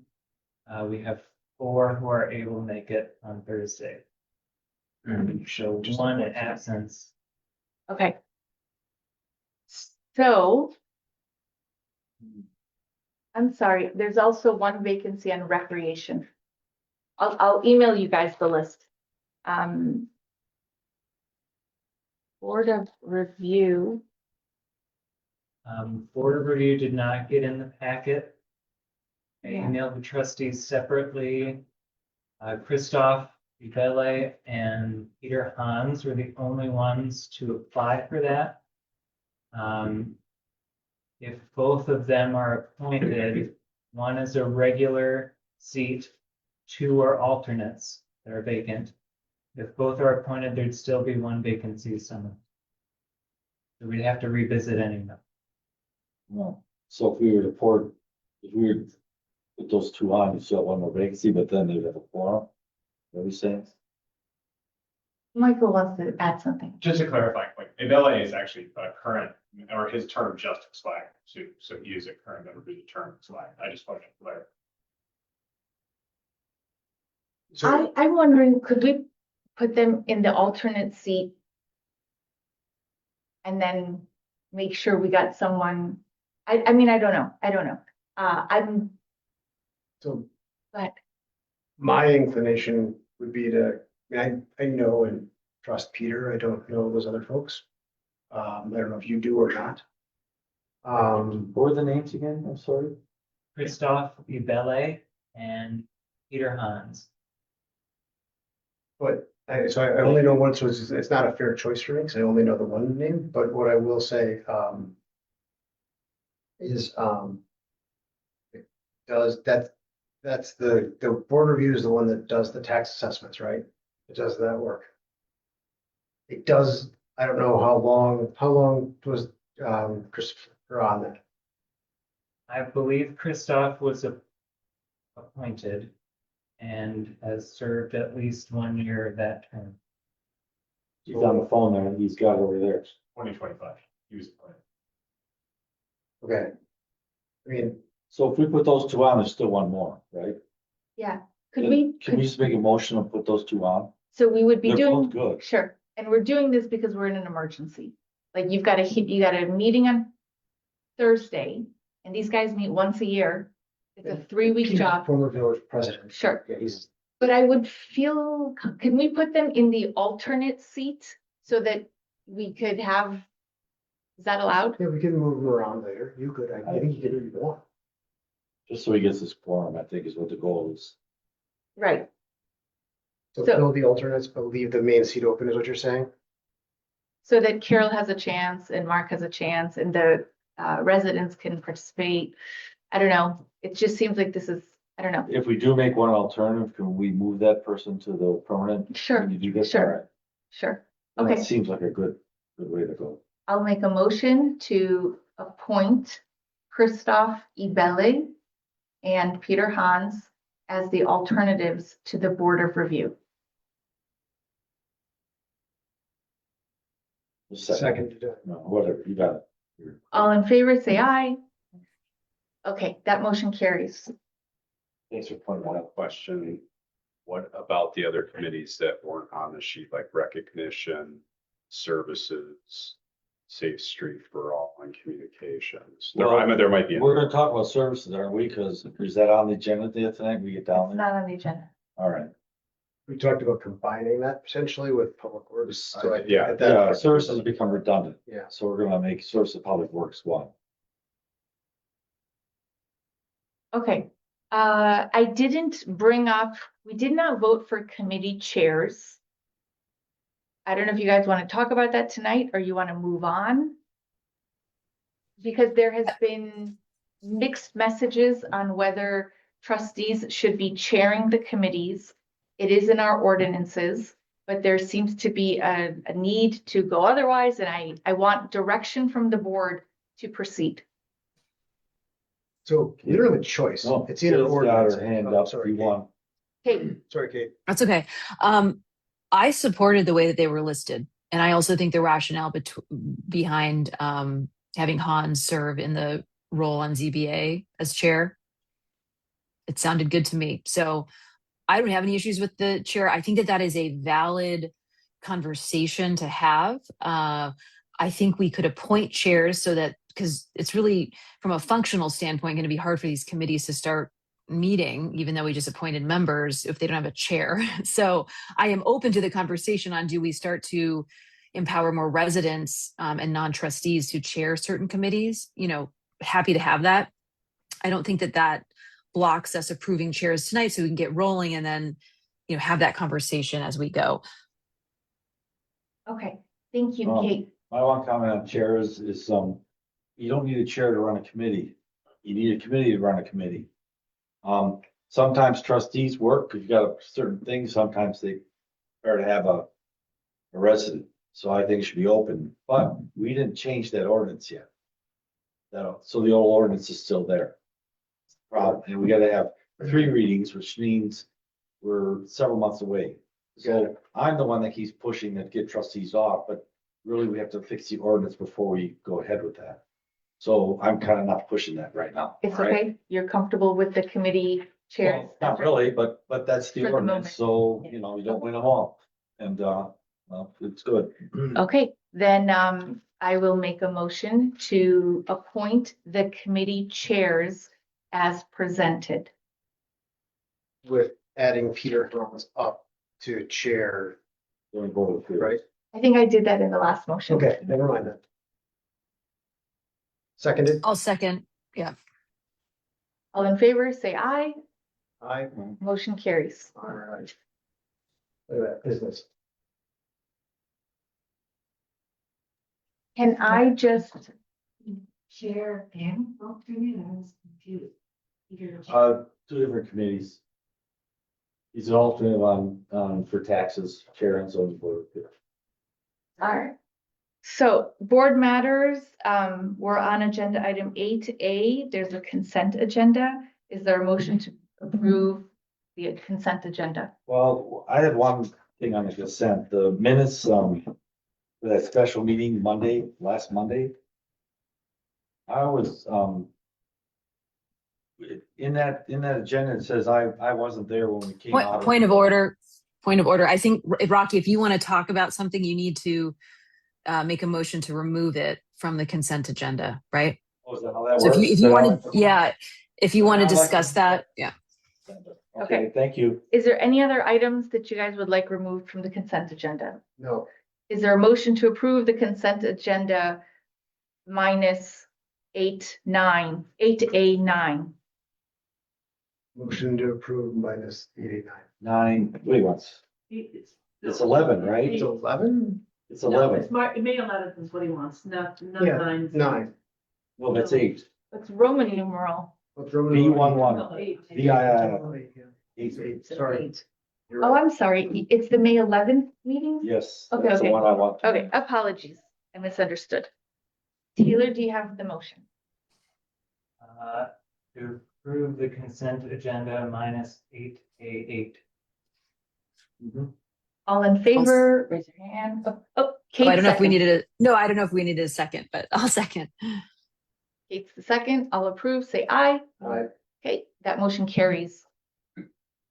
Rocky, I just wanted, the thing added to those minutes if possible. The reason I left that meeting is I think the meeting was illegal, the closed session. And I wanted to end the closed session. I brought it up 3 times in closed session to end it, and you guys refused, you know, and so I left. Because we were just sitting in there complaining. We were not deciding anything that had to be in closed session. And I just would like that to be in the minutes, that's why I wasn't there when it came out of closed session. I think that was illegal, what we're doing in there. And it won't happen again if I have anything to say about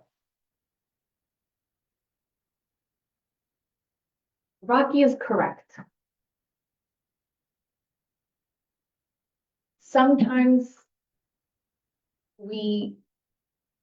there is so much getting done so fast that the ability for the trustees to know in advance what the closed session was about, it slipped under the cracks. And we have noted it moving forward that the trustees would maybe get a memo, but it was not intentional. I genuinely believe it was, just too much work being done, but Rocky is correct. I was just looking at it, that's why. Would it be okay if it's added to this meeting minutes? However it works out. Is that allowed? That works? Okay, so we'll approve the minutes, but we'll put it in these minutes for today, Okay.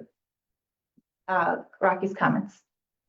Can I- Just approve it. Yes, Why wouldn't we want to amend if those other minutes are the meeting minutes of record? Why wouldn't we want to just amend the minutes from May, whatever that was, We 12th? have been asked, even in my tenure, made a motion to amend, to approve minutes with whatever amendment. okay, So if we want to, Oh, I think that'd be cleaner if it was on the Let's do it. same one. well, Let's that's do it. easy. do you want to make the motion, Rocky? So motion that we approve the May 11th minutes with just the note that I left the meeting because I thought, the closed session was complete. Leave it at that. We'll explain that. I second And that, my- and I think by May 11th, you meant May 12th. No. Oh, wait, no, reading it. is it May 11th? Sorry, never mind, my bad. Too many meetings. I was gonna say too much vacation. Whoa, wow. Kidding. Thank you, Kate, for helping us through this. That was an insightful way to get it correct. And you're always sharp on these items, so thank you. If that works for everybody, I'll call the vote. Everybody who say aye, you approve or raise your hand, that motion carries. Okay, ordinances. We're on 8C1.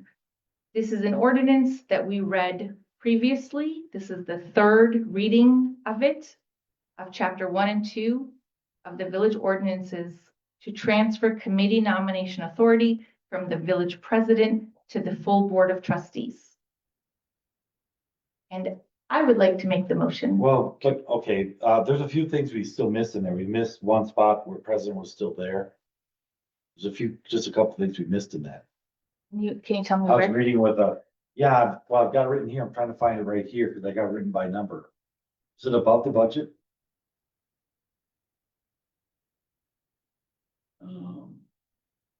What page is it? Kate's really good at this. What page is that ordinance on? Oh, there it is. There it is.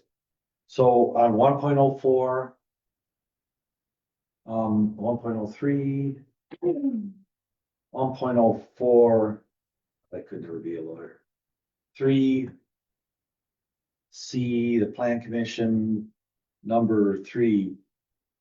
It says meetings may be called by the village president. This is just a clarification. The rest are corrections. I thought we were gonna try to get this so that any two committee members could call meetings. Okay, yeah, so Were we gonna do that later at another date, or were we doing that here? I can bring it for the June meeting.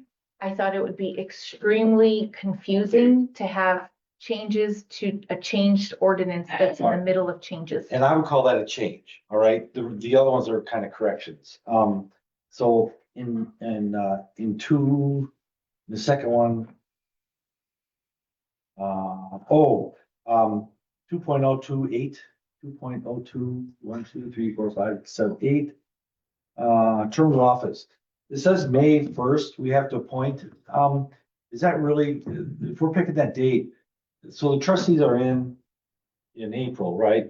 One of the problems I had with the ranked choice is that it didn't quite give me enough time to find out who some of the people were on there. Is that something that in here we make like the 15th or something? 100%. I'm happy to bring that for you in June. That you should think it should also be a June thing. All right, well, maybe we'll just do the one presidential, other than what 2.029, 2.029A. Second trustee may from time to time be appointed. This is a supplemental membership. why are we appointing the second trustee to committees? I thought we were gonna stop doing that. 9A says the second trustee may be from time to time be appointed as a voting member. They get their vote on the board. Why would we appoint a second trustee to a committee? I thought that's what we're trying to get rid of. All of these can be changed. We can work together. The problem is All right, so you're couldn't- saying just bring these up. because You it was guys- noticed as moving authority for nominations, and that's the way it was noticed, we had to wipe the other changes Oh, all right. Okay, and never mind. restart those. The rest of these stuff all that same. There's a lot of work to do in chapter 1 and 2, but Okay. we only had authority to proceed with the changes related to transfer of power. I remember, that's when they took the knees off discussion. I forgot that. Okay, never mind. The rest of these changes were all along that line. Yeah, so we changed these and then we'll have to go back and redo. You don't have to go back through, yeah, it's fine. this. Did I make a motion? was I gonna say, interrupted, I if think. you can include in the motion the approval of ordinance L 202601. Sure. And Okay, so I make a motion to approve ordinance. Wait a second, hold on. Do I have to say waive the third reading? I have to read all this? third reading, wait. This is We the do third reading. reading. We waived one. You made the second reading, not the third. This is the They third. wait First and and second. Third readings were waived. First and second readings were waived last time. This is so- the third. Yes. I'm gonna ask Taylor, how would you like this motion? So we are waiving the third reading. So I motion to waive the third reading of revisions to chapter 1 and 2 of the village ordinances to transfer committee nomination authority from the village president to the full board of trustees as outlined in ordinance L 2026 01. Seconded. I'll get that one more time. I make a motion to waive the third reading and approve the revisions to chapter 1 and 2 of the village ordinances for committee nomination authority from the village president to the full board of trustees as outlined in ordinance L 2026 01. And who was the second on this? I was. Brian, all in favor, say aye or raise their hands.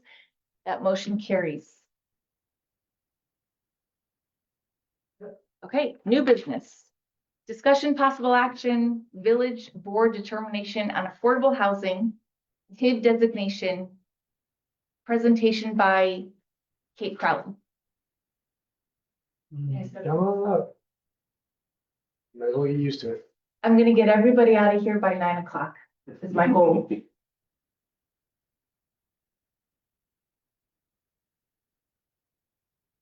Reasons. Try it again.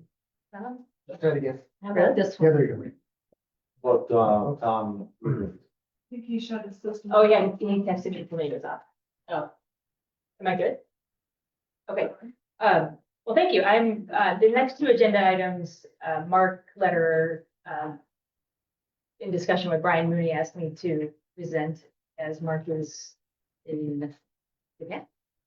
And probably asleep right now, hopefully. I want to start, with, going over a chart that's in the packet that relevant to both of these. Does someone have a ability to share screen and go to page? You join Teams, you should share it. I can do it. I can do it. Sorry, I should have given you that. What am I sharing? Oh, the packet. The packet. It's faster. It's a dying. And what page am I going to? 102 of the packet. Right there, yeah. Can you zoom in on that table?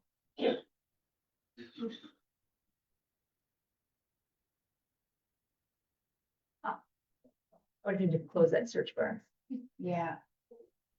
Let me tell you, how do you see it? Really good.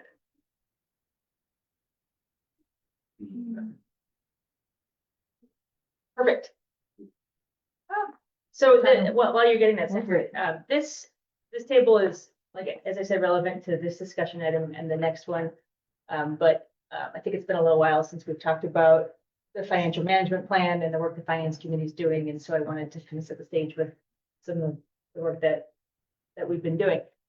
This table here is the results from the financial management plan that our consultant Ellers did for us last fall. Brian, is that right?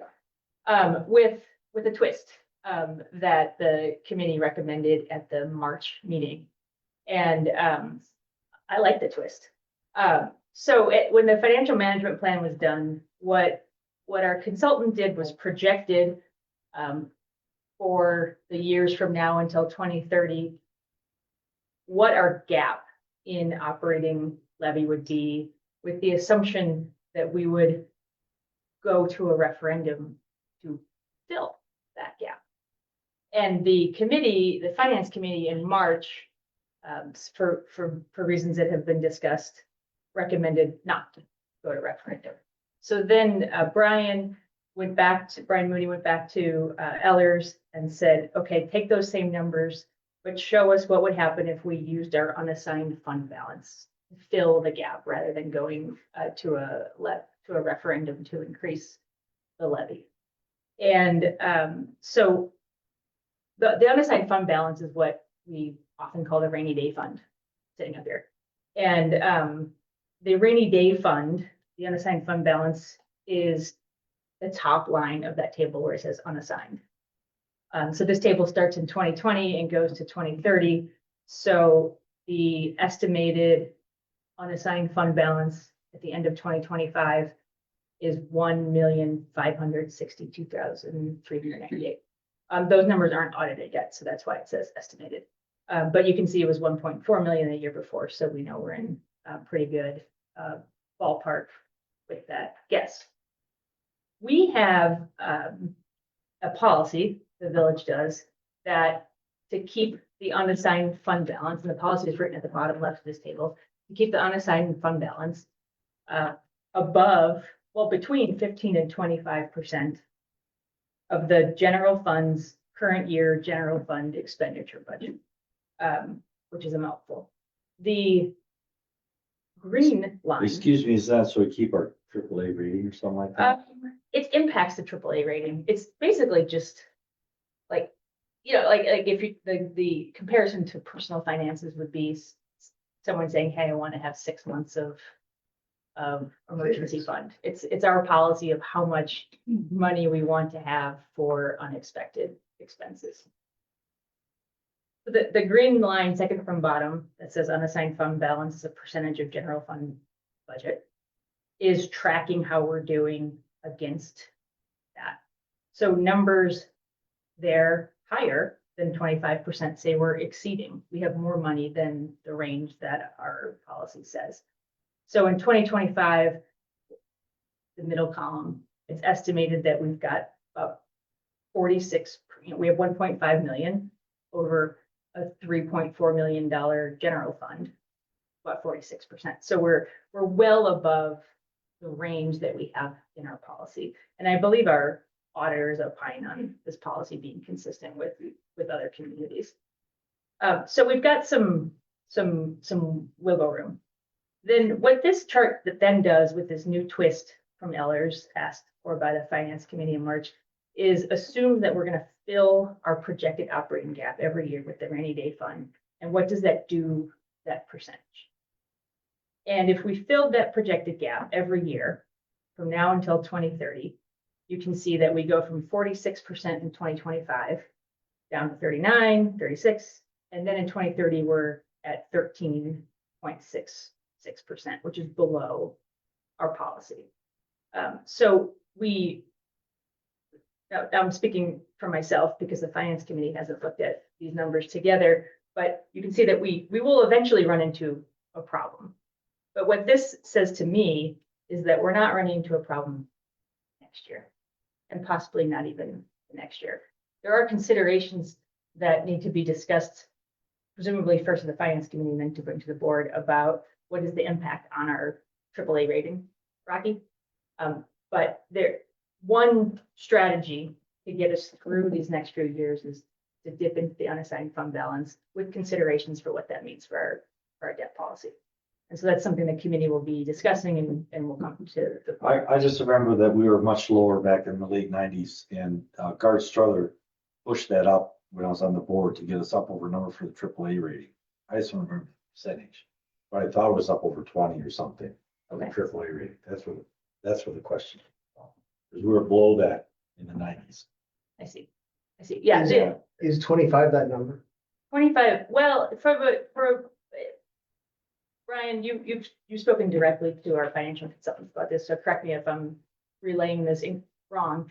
But what I understand is that dipping where the bond rating could become a factor is if it's year after year that we're using the unassigned fund balance to plug the gap without a plan.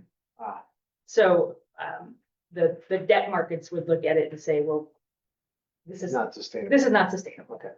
And good. so the question that the finance committee will have to discuss and likely with our financial advisors is, well, if we do it for 3 years, hypothetically, but we have a plan that we're going to do X, Y, and Z in the third year, so that the fourth year we're out of the structural deficit. What would the possible impact be on our debt rating? Okay. And this assumes we can't fix the current financial problem. So for some reason next year we find a way to plug the hole, we won't necessarily be dropping down. Yeah, this is- assumes, we didn't bring the whole plan here to, well, I didn't bring the whole plan. You don't have to, I'm just making clear that this is based Yeah. on the problem. This If is we can based on the fix the problem, then Yeah. you bet.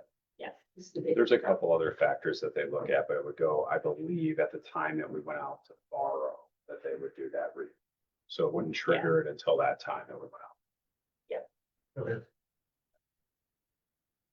So then this brings me to the first agenda item here that I'm here to speak about, which is one of the, so now that I've kind of outlined what the problem looks like, I want to tell you about one of the solutions. One of the solutions is looking at potentially accelerating the closure of our tax increment financing districts. And we haven't done the work to look at that, and our consultants haven't done the work to look at that, because there is this requirement that I'll tell you about, that the board opine on affordable housing being one of the uses of project costs in TID 3. So I'll explain that, but at high level, what the finance committee is asking of the board tonight is to review the statutory requirement about affordable housing, just simply so that we know that it's legally possible to model and explore some strategies where TIF districts donate revenue to one another in order to build it in and see if that's part of the solution. Is that specifically 2727 and 2725? Are those the two projects that are? Can I come back to that? Yes. So we have, I might be ruining your get out of here at 9:30 shout out, but I won't go too long. We have 3 open TID districts, tax increment districts, TID 3, TID 4, and TID 5. And TID 3 is the biggest in geography, but also in terms of revenue. And it is, if we don't do anything, TID 3 will close in 2032. So one of the strategies we want to explore is having it close earlier. And a way to have it close earlier potentially is that the surplus revenue, which we have in TIDs 4 and 5, are donated to TID 3. So TID 3 could possibly close 2 years earlier, maybe 3. And that has a meaningful impact on the numbers that are on the screen. Is there any other slide you want me to go to or stay here? If you want to go up then to, I think like page 82 maybe. It's a little bit of a guess. No. Great. Is it, You're talking about Cole's letter? Oh, wow, it's way off. Cole's letter's around 92, 93. That's what you're looking at. 92. Actually, go up like 2 pages. I actually don't want to go close letter right now. Okay. Cool. Well, I guess before. I Cole's should letter tell you. looked like a bunch of legalese. Yeah, that's what I wanted. I'm not to avoid gonna it. tell you what it is you decide. Is that what he's basically saying in that page and a half? So, yeah, okay, so the state statute for tax increment financing allows this mechanism that we want to explore of TIDs donating revenue from one to the other. And in order for a TID to be just legally eligible to receive donated funds from another district, it has to meet one of many multiple criteria. The one that I believe, the finance committee believes that TID 3 meets is what is in Cole's memo, which is that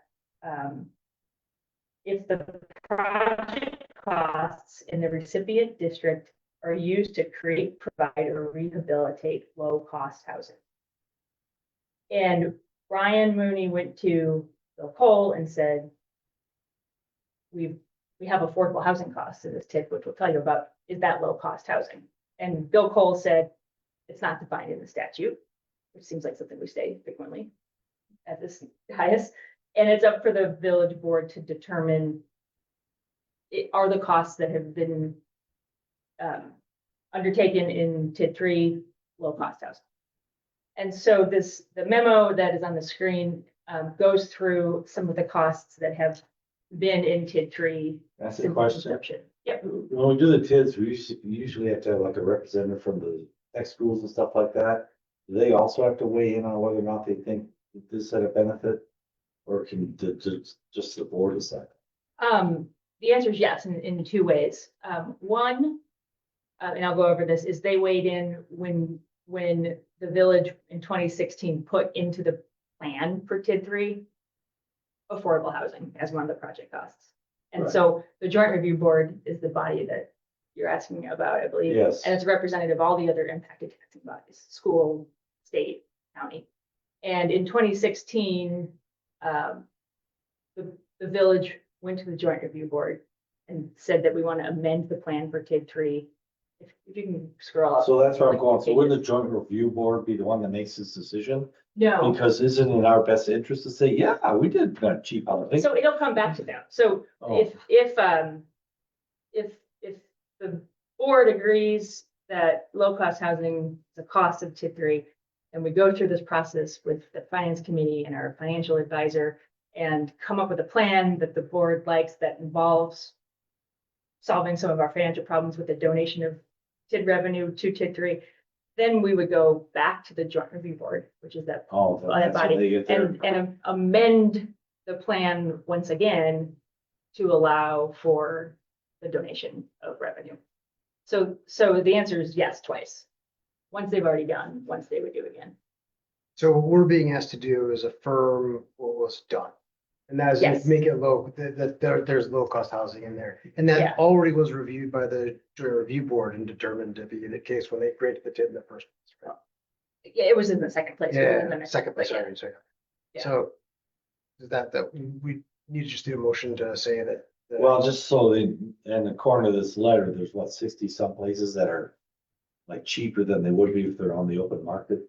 Yeah, so in TID 3, there's been affordable housing Yeah. in our TID plan at 700 University Bay Drive. 9 affordable units. This is from our village comprehensive plan. And Arbor Crossing, which is also in TID 3, 26 affordable units. The village with TID funds supported those projects directly with assistance to the developer. The TID also is paying debt for the reconstruction of Marshall Court. Those projects are on or near Marshall Court.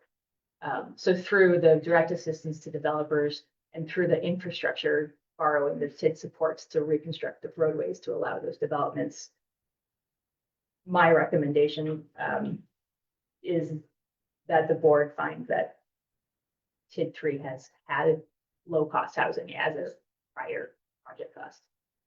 All right, since you can't make a motion today, then I'll just say it. Motion, can I make a motion to do it then? I think so. I make a motion to say that the TID 3 has affordable housing, as specified in the packet. What is the exact wording is used there? Before units. All kind of goes into the beginning of this letter. We just read it from one of his kind of. Maybe I jumped in here too soon. receive tax funds. So. Yeah, the funds were used to support low-cost tax incremental housing into 3. So that's the motion. I have a question. Like, let's say you're not supposed to do this. Let's say it's a bad choice. Who has injury in this? The concern, I'm gonna answer that differently. The concerned parties would be the other taxing entities. So Rocky's question is a good one about, does the joint review board see this? They would benefit from this. Well, yeah, that's why I changed the wording of your question. When a TID closes, so right now there's $1.5 million of revenue every year from TID 3 that's going to the TID. And that's revenue that would otherwise have gone to all the taxing bodies, not just the village. And it can only be used within the tax increment district while a tax increment district is in existence. Closing it earlier means that tax base, $90 million of tax base, goes back to the tax rolls, so that revenue then no longer goes into the tax increment district, but it goes to the taxing bodies. We're constrained by levy limits, so it's a little bit more complicated, but for a school district or county, closing a TID early means that they see the revenue from earlier from the increased tax base that the TID afforded. So the zoning, so we're borrowing these TIDs to pay off that one. Do you think the zoning board sees that as a net win, even though, I mean, it's not free money? We're taking away from these TIDs. Yeah. Making them fatter, closing off this one. Yeah. Putting it back on the market. Right. That's what you're doing. So And the board's gonna think that that's to their advantage. so TID 3, for the last 5 years of a tax increment district, this is state law, you can't, if you're out of your expenditure period, so you can no longer spend any more money. And so from a school district standpoint, I'm just going to speak to the school district, even though there's many taxing bodies impacted. TIDs 4 and 5 have surplus revenue and are still within their expenditure period. So another option that we're not considering at this moment is that the village could, who controls the TID money, could spend it on other project costs within TID 4 and 5. So if I were the school district representative, I would say, oh, I would much rather you use the money from those TIDs to close this one early rather than make additional expenditures in TIDs 4 and 5. I get what you're saying. This is Weston's. Yeah. So, No, I get it. We closed another one a really long time ago because of bad hand. They want to get on tax. yeah. Everybody benefits. Like the residents benefit, village benefits, school district benefits, the Dane County benefits. I'm just wondering who is not benefiting? Like, does the developer have a say in any of this? In order to do this, and there's work to be done, but the obligations that the village has to the developers, and I think there's some outstanding debt too, right? Geo debt. That would all need to be paid off early. So the developers would be getting their money earlier, and we'd be paying off bonds earlier. The developer benefits too. Let's move. Let's rock and roll. Okay, you got a motion? I Do got a you have a motion. second? Yeah, nobody seconded it yet. So, yeah, I was just gonna say. I will second it. Can you just reread the motion, someone? Taylor, how did you capture it before I go back and reread what I said? So the motion provided in the packet, prepackaged is not what I think. Oh, You said I would need clarification.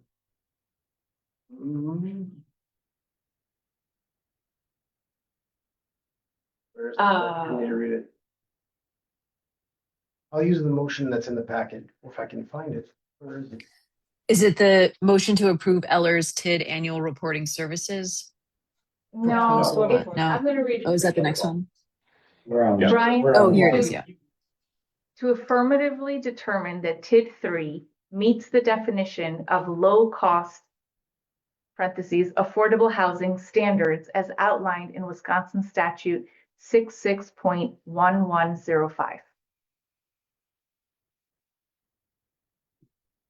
Okay. Thank you. Is your motion now?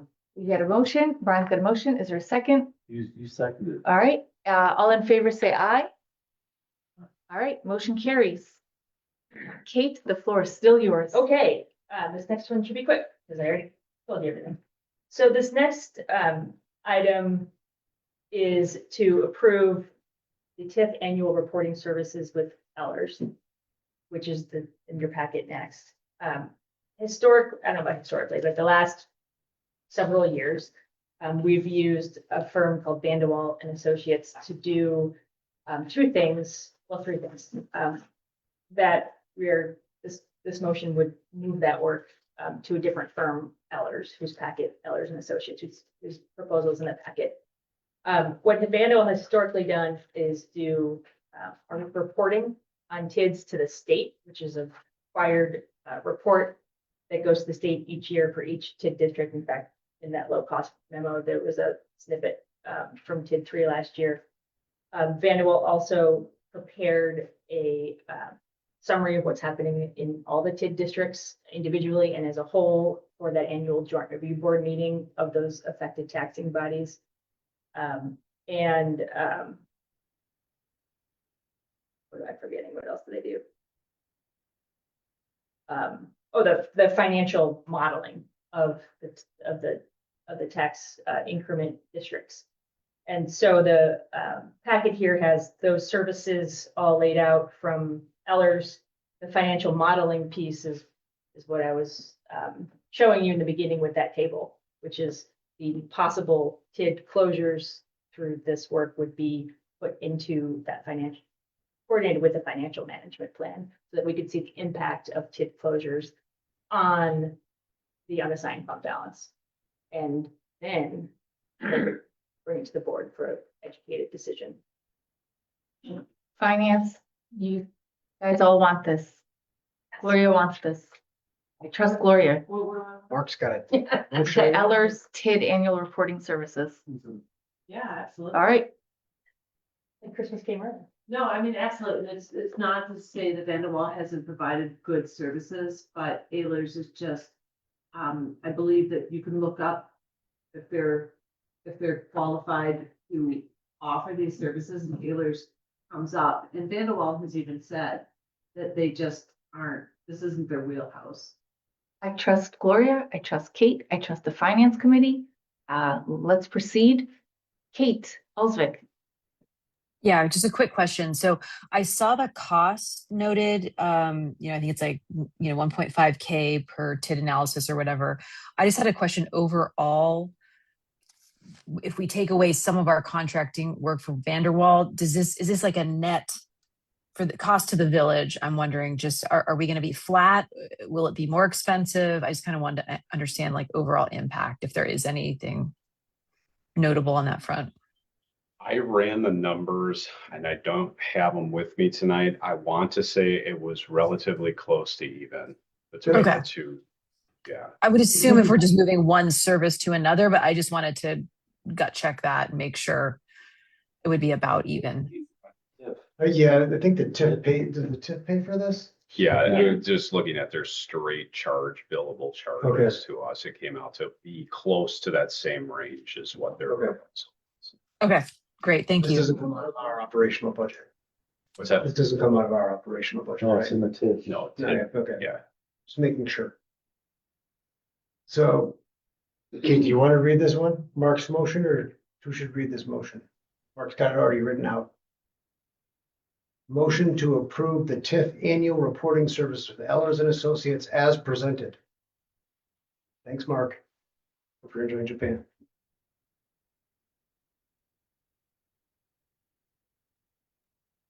I can second. Okay, I'm going to call the vote. All in favor, say aye or raise your hand. That motion carries. Good. Thank you, Kate. Thank you, Kate. Please thank Mark Lederer for us and the finance committee for your exceptional work. All right, let's go to the next item on the agenda. Discussion possible action, personnel committee recommendations for staffing needs and clerk retention.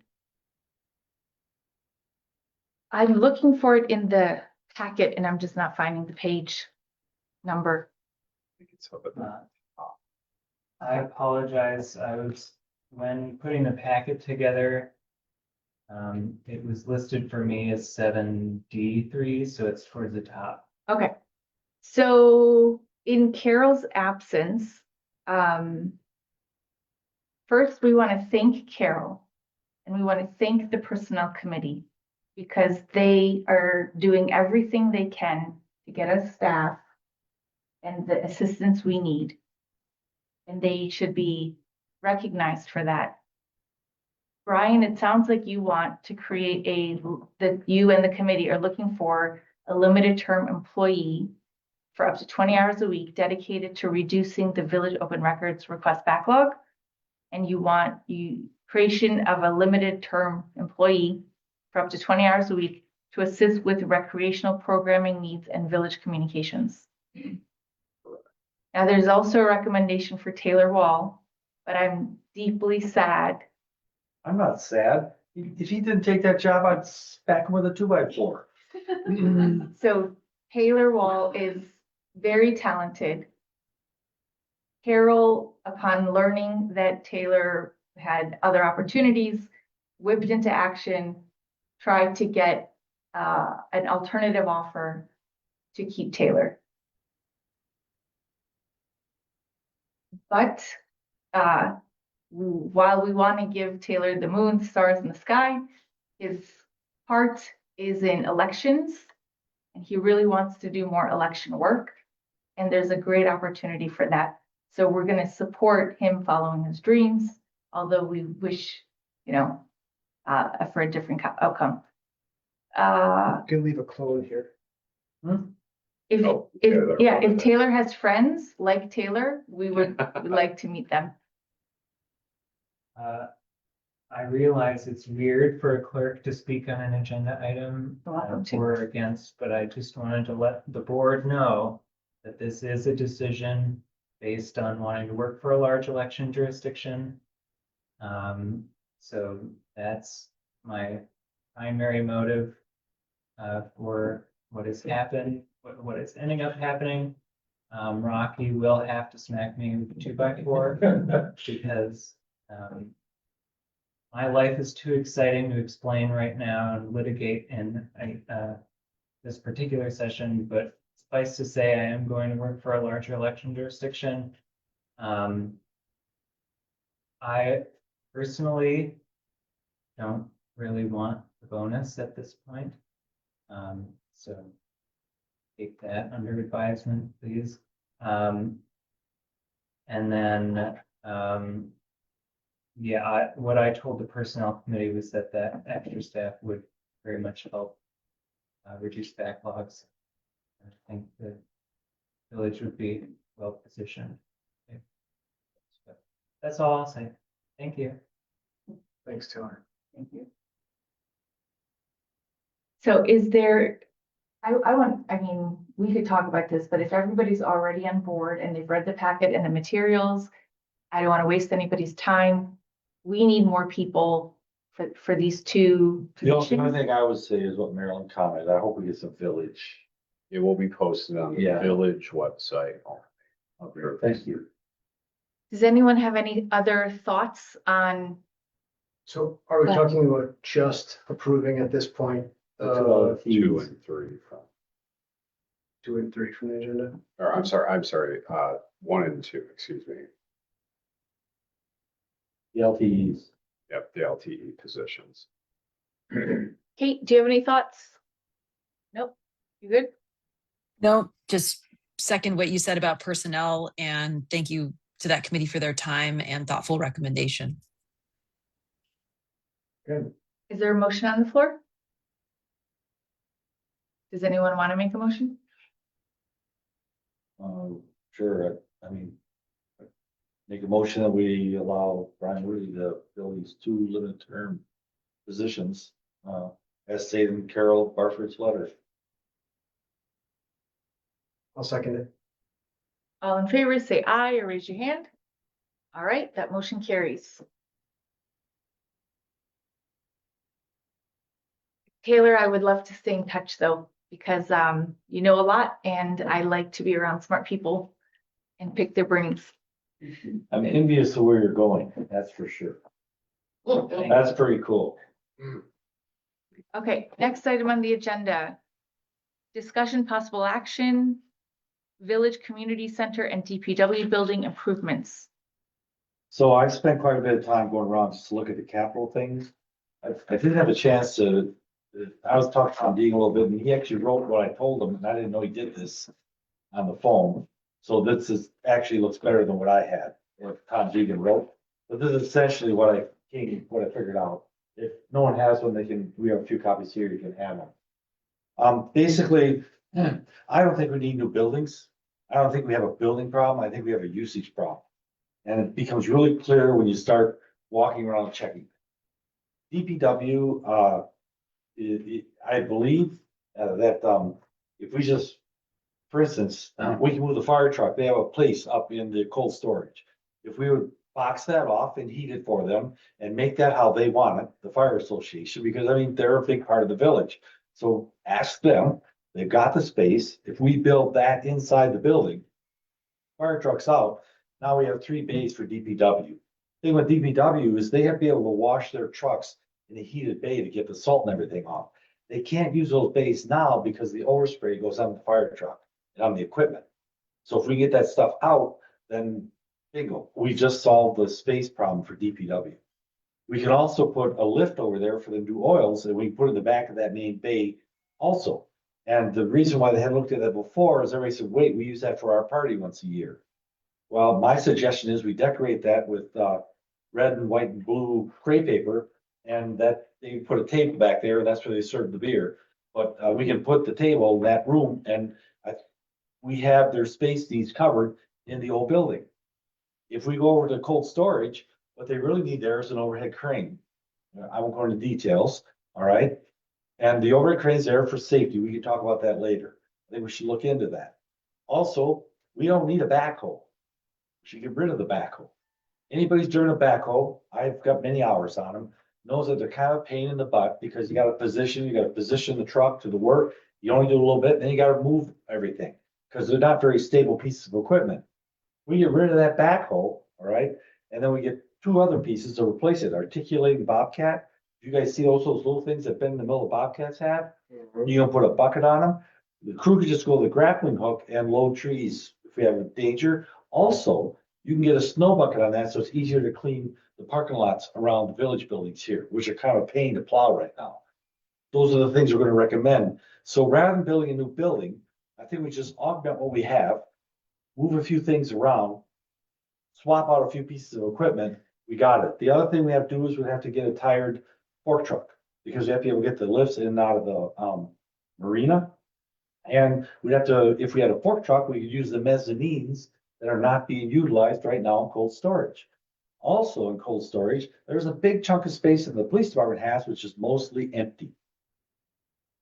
So we can go in there and kind of reevaluate it. Maybe we can do something there to take care of our police needs over there. And in a minute, I'll read down the boats real quick. And then finally, where I got all this is when I look at the quarry's a mud hole. It's always been a mud hole. I personally tried to clean that several times. The reason why it's a mud hole is we haul all our dirt and garbage up there. If on the far side of DPW, we pave a little bit and just put in a couple bins down there, they can put gravel, dirt and whatnot down there. We carve some, but the most important bin is where they put their street sweepings. Because right now they sweep the streets, we get all this crap, the cobalt and whatnot off cars, dump it in the quarry, have a good rain and wash it all down Tally Hole lanes. So if we take all that and put it over here on the roof, now we clean that up and now the quarry doesn't have a source of new dirt. So if we get rid of the source of all the dirt coming in there, because chips and trees don't put dirt, we can actually clean that puppy up. So it's not a stink hole.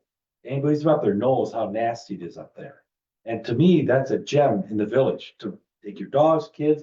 I know people go up there and have fires up on the belt, up on the ledge there. And it isn't fun when half the time it's full of mosquitoes and it smells. So I think if we go along these things, that's what we can do. So I'll just read the list quickly and then ask the board that we proceed. Rocky, I just want to say, you have complimented me on my legal skills.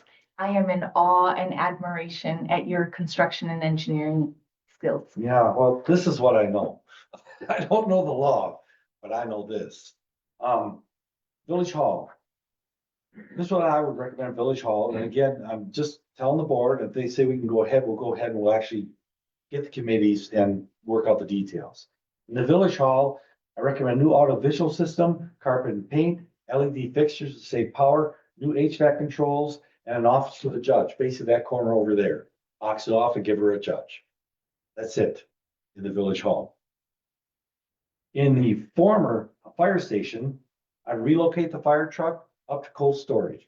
We'd have to work with the association to make it a suitable area up there, you know, so it works for them. And I believe all that we have sewer, we have everything up there we need to make that work for them.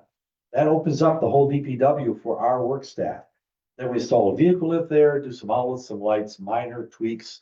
I'd put a door in one of the walls, again, a minor tweak, we can go in later, but that's about it. West side storage, what we call cold storage. That'd be the fire truck enclosure. I put a bathroom up there because the fire department need a bathroom. We put one up there. When we say cold storage, it doesn't freeze in there. We just don't heat it to 50, 60 degrees.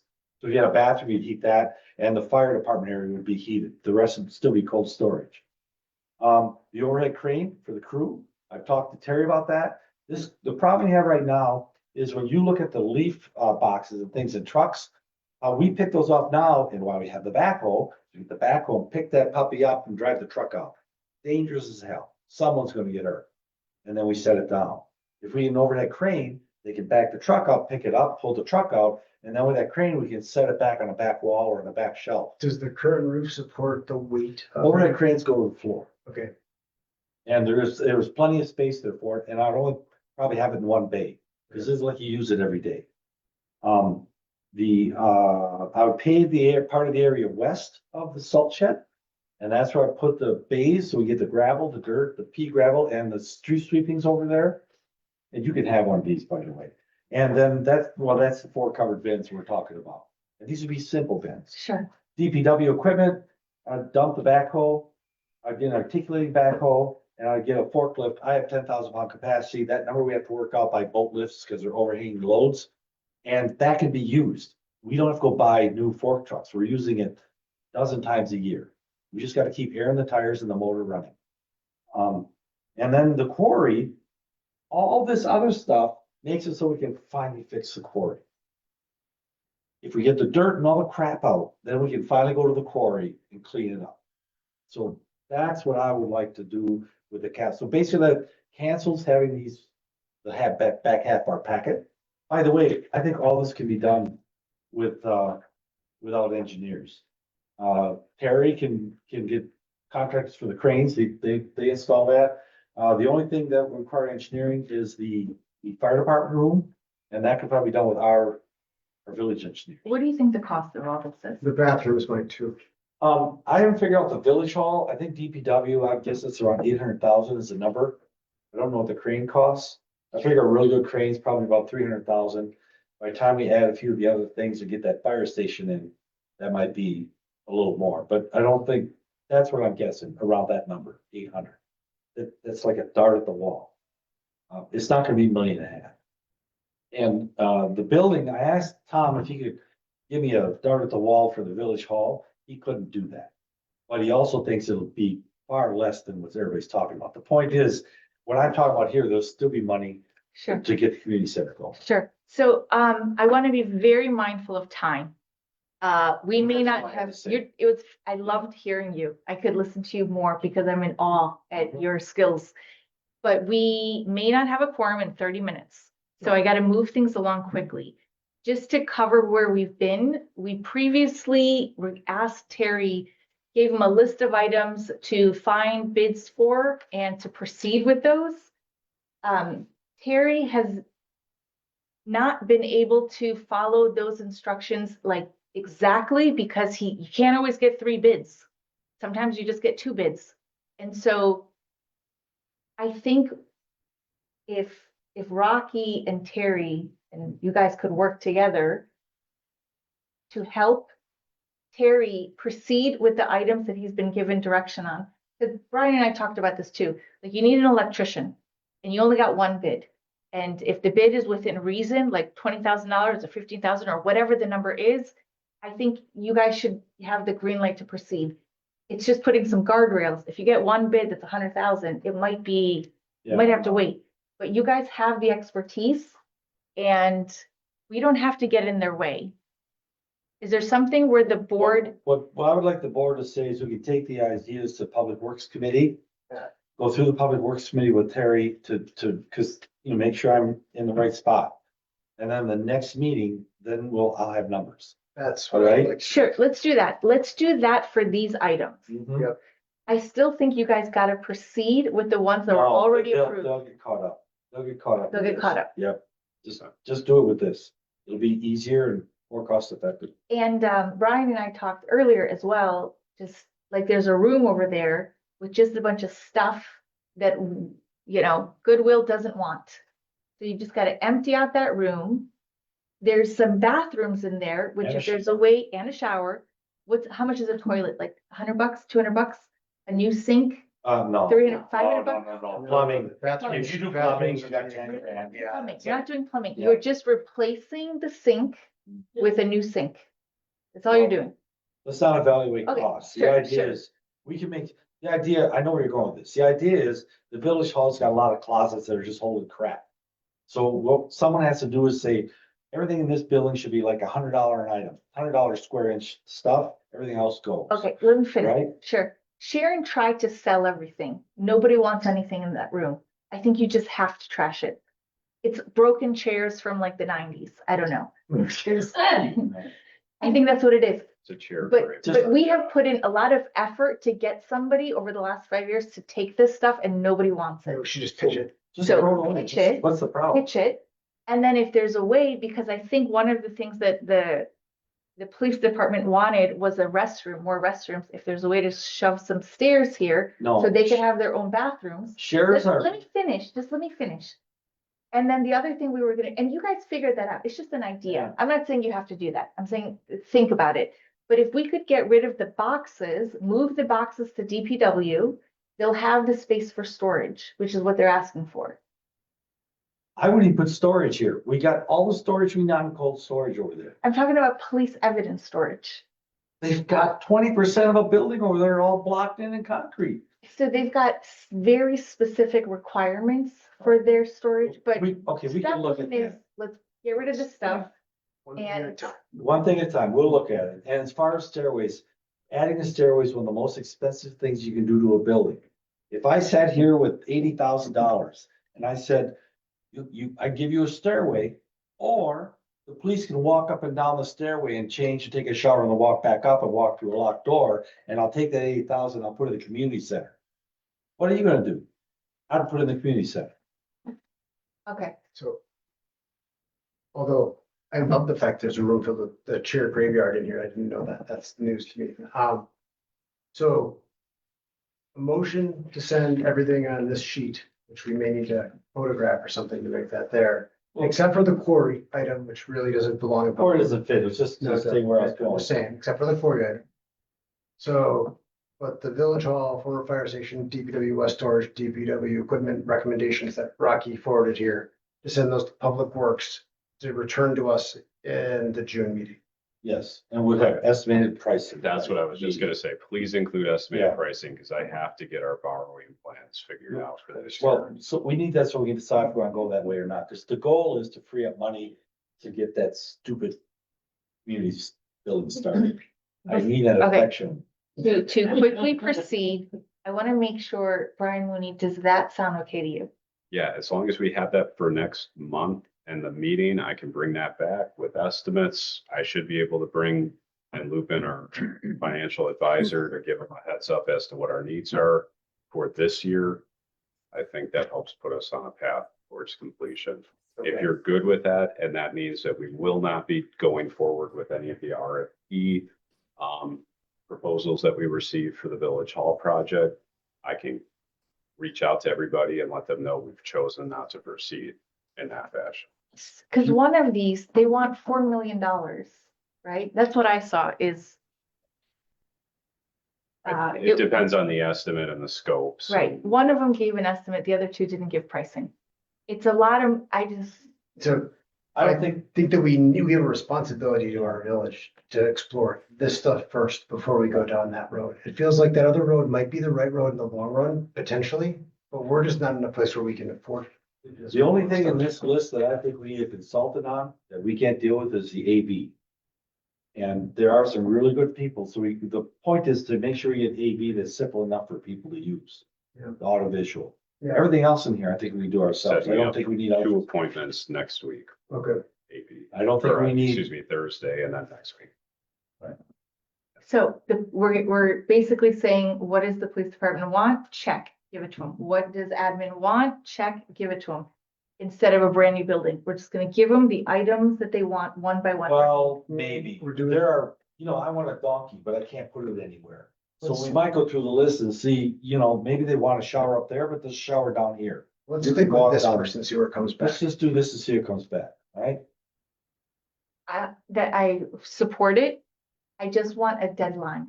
Can we insert deadlines into our work? I will have, the deadline saying it's next board meeting. Yeah, Okay, I actually had it in my motion. okay. Yeah. Is a return Yeah. of pricing to us for the next No. board meeting. No, it has to be because I think this stuff with DPW and Terry's gotta be done. There's safety issues. All right, Kate, I'm sorry I didn't turn my head. No, it's okay.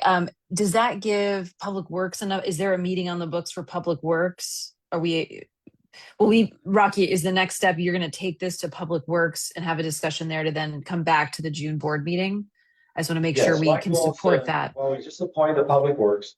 My goal is that we may meet twice this month, most Right, likely. okay, To get together, Okay. see who wants to do what, and I'll talk with Terry and get numbers and see how far we can get. perfect, okay. All right. Do we need a motion right now? Just put one out there. Okay. One out. Is there a second? Give me a second, I'm sure. Uh, Agree. Taylor, can you kindly read the motion again? Motion to refer the draft renovations and equipment recommendations that Van Aston provided to the Public Works Committee in the June meeting. Include estimated pricing. Verification, was it? Don't put June meeting, because I'm actually gonna see if we can meet sooner, all right? And then maybe say next meeting if we. I think he means to return by the Board June meeting. board. Oh, June Yeah. board meeting, Yes. my apologies. And then we need to remove the quarry from that as well in the motion. Not the quarry part on the sheet. Sorry, you got it. I just added that because I was telling Deacon, all this leads to that, so he added that at the end. I know. what- If everybody knows the motion, all in favor say aye or raise your hand. Aye. Fabulous. That motion carries. I look forward to seeing your results. I'm very excited. Item 8D5. 2026 Village Facilities Project Request for Proposals Review. We just agreed to table that for now. Just agree to table. All right, can I ask that we support the pool committee with their needs so that they could get an RFP going? I think they want to hit the ground running too. We previously agreed that all these projects would move forward at the same time, and I want to support that. What pool projects? Well, the pool building, the pool committee would like somebody to pay attention and help with that project. the But I pool thought we committee. talked about that and we're gonna try to get a committee up just to go after that building. And the pool committee is going to do it. Is there anything that Kate needs at this moment, or do I Well, wait? hold Kate, on. I'm gonna call on Kate. Well, Okay, so as of 2 hours ago, I became chair of pool, so thank you for that. I have my homework.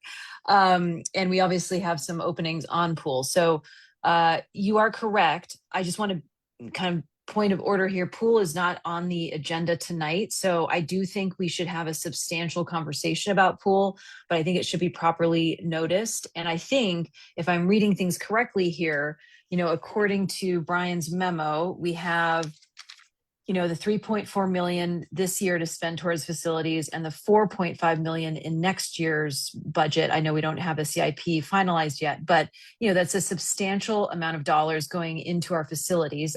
Again, maybe not all buildings, but I think the intention here is to solve as many problems as we can and still have some money towards our pool building. And so that's my takeaway here. So I will get things rolling with pool as quickly as possible. And, we can properly notice that and get it on if it's the June meeting that makes sense. Okay, I got thrown for a loop here. I've been on 3 of these. I can draw you half a dozen pool buildings from my brain. Work with Kate. I'm not on this thing. I thought we we're making a pool committee. Yeah, but you guys can, she's leading it, but you guys are welcome to work with each other. All right. I don't think the pool committee should be doing this, just as a point of order, because it's not, that is a community center that the pool uses for 3 months out of the year.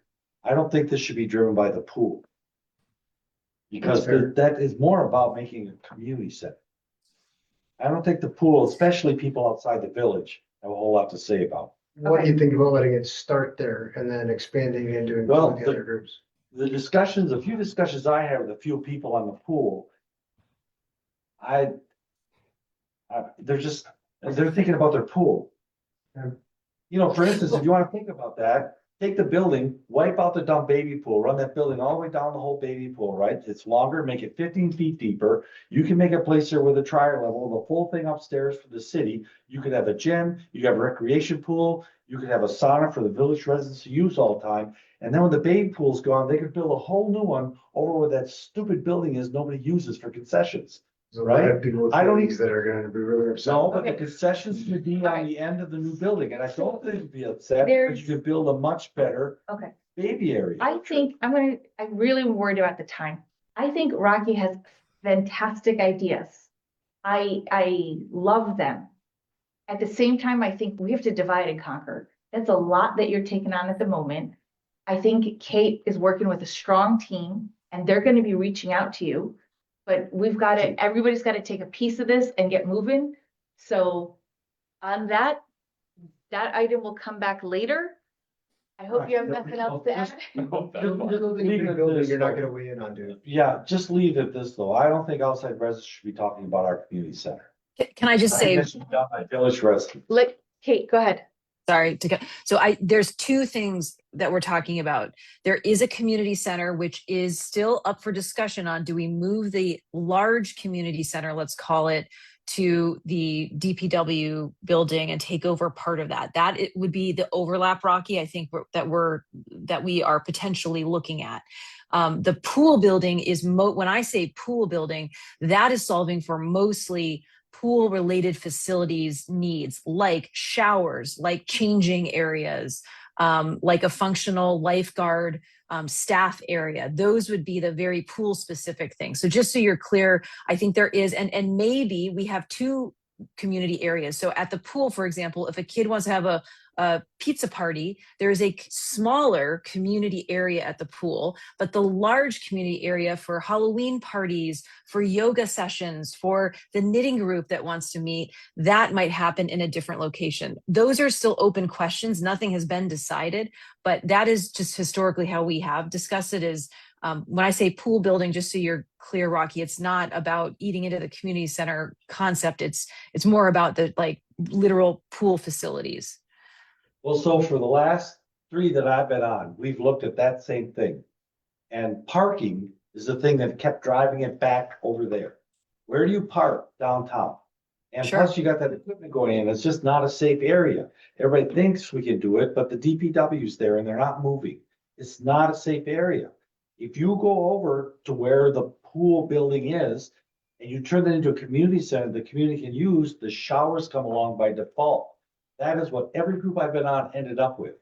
And so if we want to start that in the fall, we can't sit around and talk about pool stuff. We talk about a community center that sits down there that by circumstance takes care of the pool's needs next year. May I? Very quick, 1 minute. I want 1 minute and then we're out of here. Go ahead. Kate, you can keep in mind the fact that that might house a community center as well as the pool, right? And then early discussions and then bring it back? Cool. No, I'm not cool. Okay, so here's the deal. Here's the problem. Here's the deal. I'm just going to share my opinion and reflections of myself. I'm not talking about anybody else. There's an enormous amount of work ahead of us. We've got to deal with garden homes. We have referendum issues. finance issues, meet personnel, hiring people. I cannot, and each person, I think, cannot have every say in everything. So I've got to trust that the pool team is comprised of smart, intelligent people with resources, and that whatever they come back with, I'm going to go with. I can't say the toilet's not where it is and delay the project. I'm going to trust Rocky to deliver on Village Hall and DPW. I'm not going to come in there and tell you what I think about the square footage. I'm going to trust you guys. 80% is good enough and we're going to proceed. I can't have a voice in everything. So if anybody has a question about the pool, Kate's leading it. If you've got a question about Village Hall and DPW, Rocky seems to be leading it. Well, I'll give Kate DPW, I'll take the pool, because that's the most important thing to the village. I believe that Kate is an intelligent, open-minded person who is taking in ideas. This isn't about Kate. I'm really frustrated that non-residents have anything to say with that building. This isn't about Kate. It's about who's on that group. This is. Okay, we're gonna talk about it at another time. Is that okay? It's not on the meeting anyways for today. The pool, the building isn't.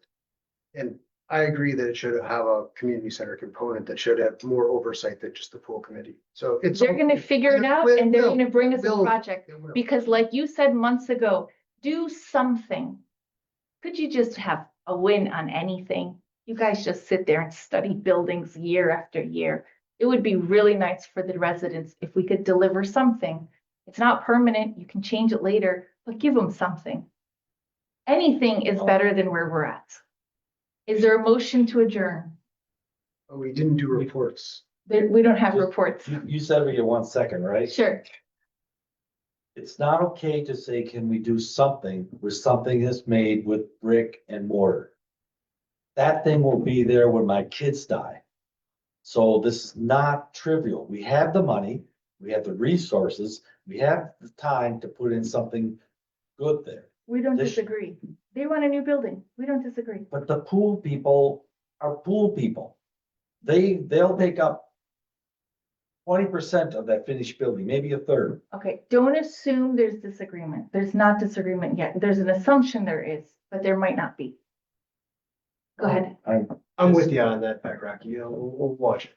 Just so it's not in parliamentary ether. Adjourn. There was no motion to table that item. That item wasn't on the thing. at Is all. there, Discussion. can I get a motion to I motion to table the item 5, 85, D5, sorry. D5. He knows what it is. Is there a second? Seconded. Second by Kate. All in favor, say aye. All right, motion carries. Is there a motion to adjourn? I think, don't we have to get, oh, okay.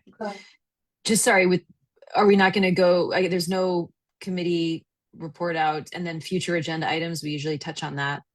Sure. Would you like to add Okay. something? Yeah, I had two. I think we should discuss a mechanism to, again, this is potential to, if we would like to include public comments in writing into our board packets, if there's like a section for that. I know we've had that challenge in the past. I know previous trustee Dietmar had some ideas as well. So just thinking about, is there a public comment section included in our board packet? That's a question mark. And then I think that Taylor provided some of the best pieces of feedback on how we could operationalize some of the board mechanisms, especially with like meeting minutes. So that's also in the board packet. We did not touch on that tonight. I just didn't want that to get lost. So if we want to include some kind of like operational improvements type future agenda item, I just want to make sure at a later date, the board can discuss some of his suggestions. Excellent point. I had one too. Go ahead. Possible review of the basement garage calculation for new board discussion. Okay, excellent item added. Oh, the far basement. Got it. Oh, no. Basement garage. That's for far? Okay. Yeah. Floor. Is there a motion to adjourn? What? I need a I'll make a motion. motion. Brian, 8 seconds. Have a Sure. wonderful time in Hawaii. We are adjourned at 8:56. Safe travels. Thanks. Thank you. May I just say, this is the most pleasurable meeting I have been at. I mean, the collaborative interaction and problem solving. Oh, you're talking about files and stuff like that. Yeah, 500. You should give the, Bill Thomas, what everything. Yeah. He's still alive. Yeah, It was good. Trial. There was actually a recommendation to do that. Cause he and I are the two that wrote those codes. You were in the show? Okay. Yeah, All right. that's Okay. whatever the joke is. Okay. Because they passed them, like, right after I left the board, and the last 2 houses to be built without those rules are behind my house. Everyone makes a big joke about that. That's like, yeah, no, I worked on those for like 6 years. Okay. Cause big matches were all the rage back then.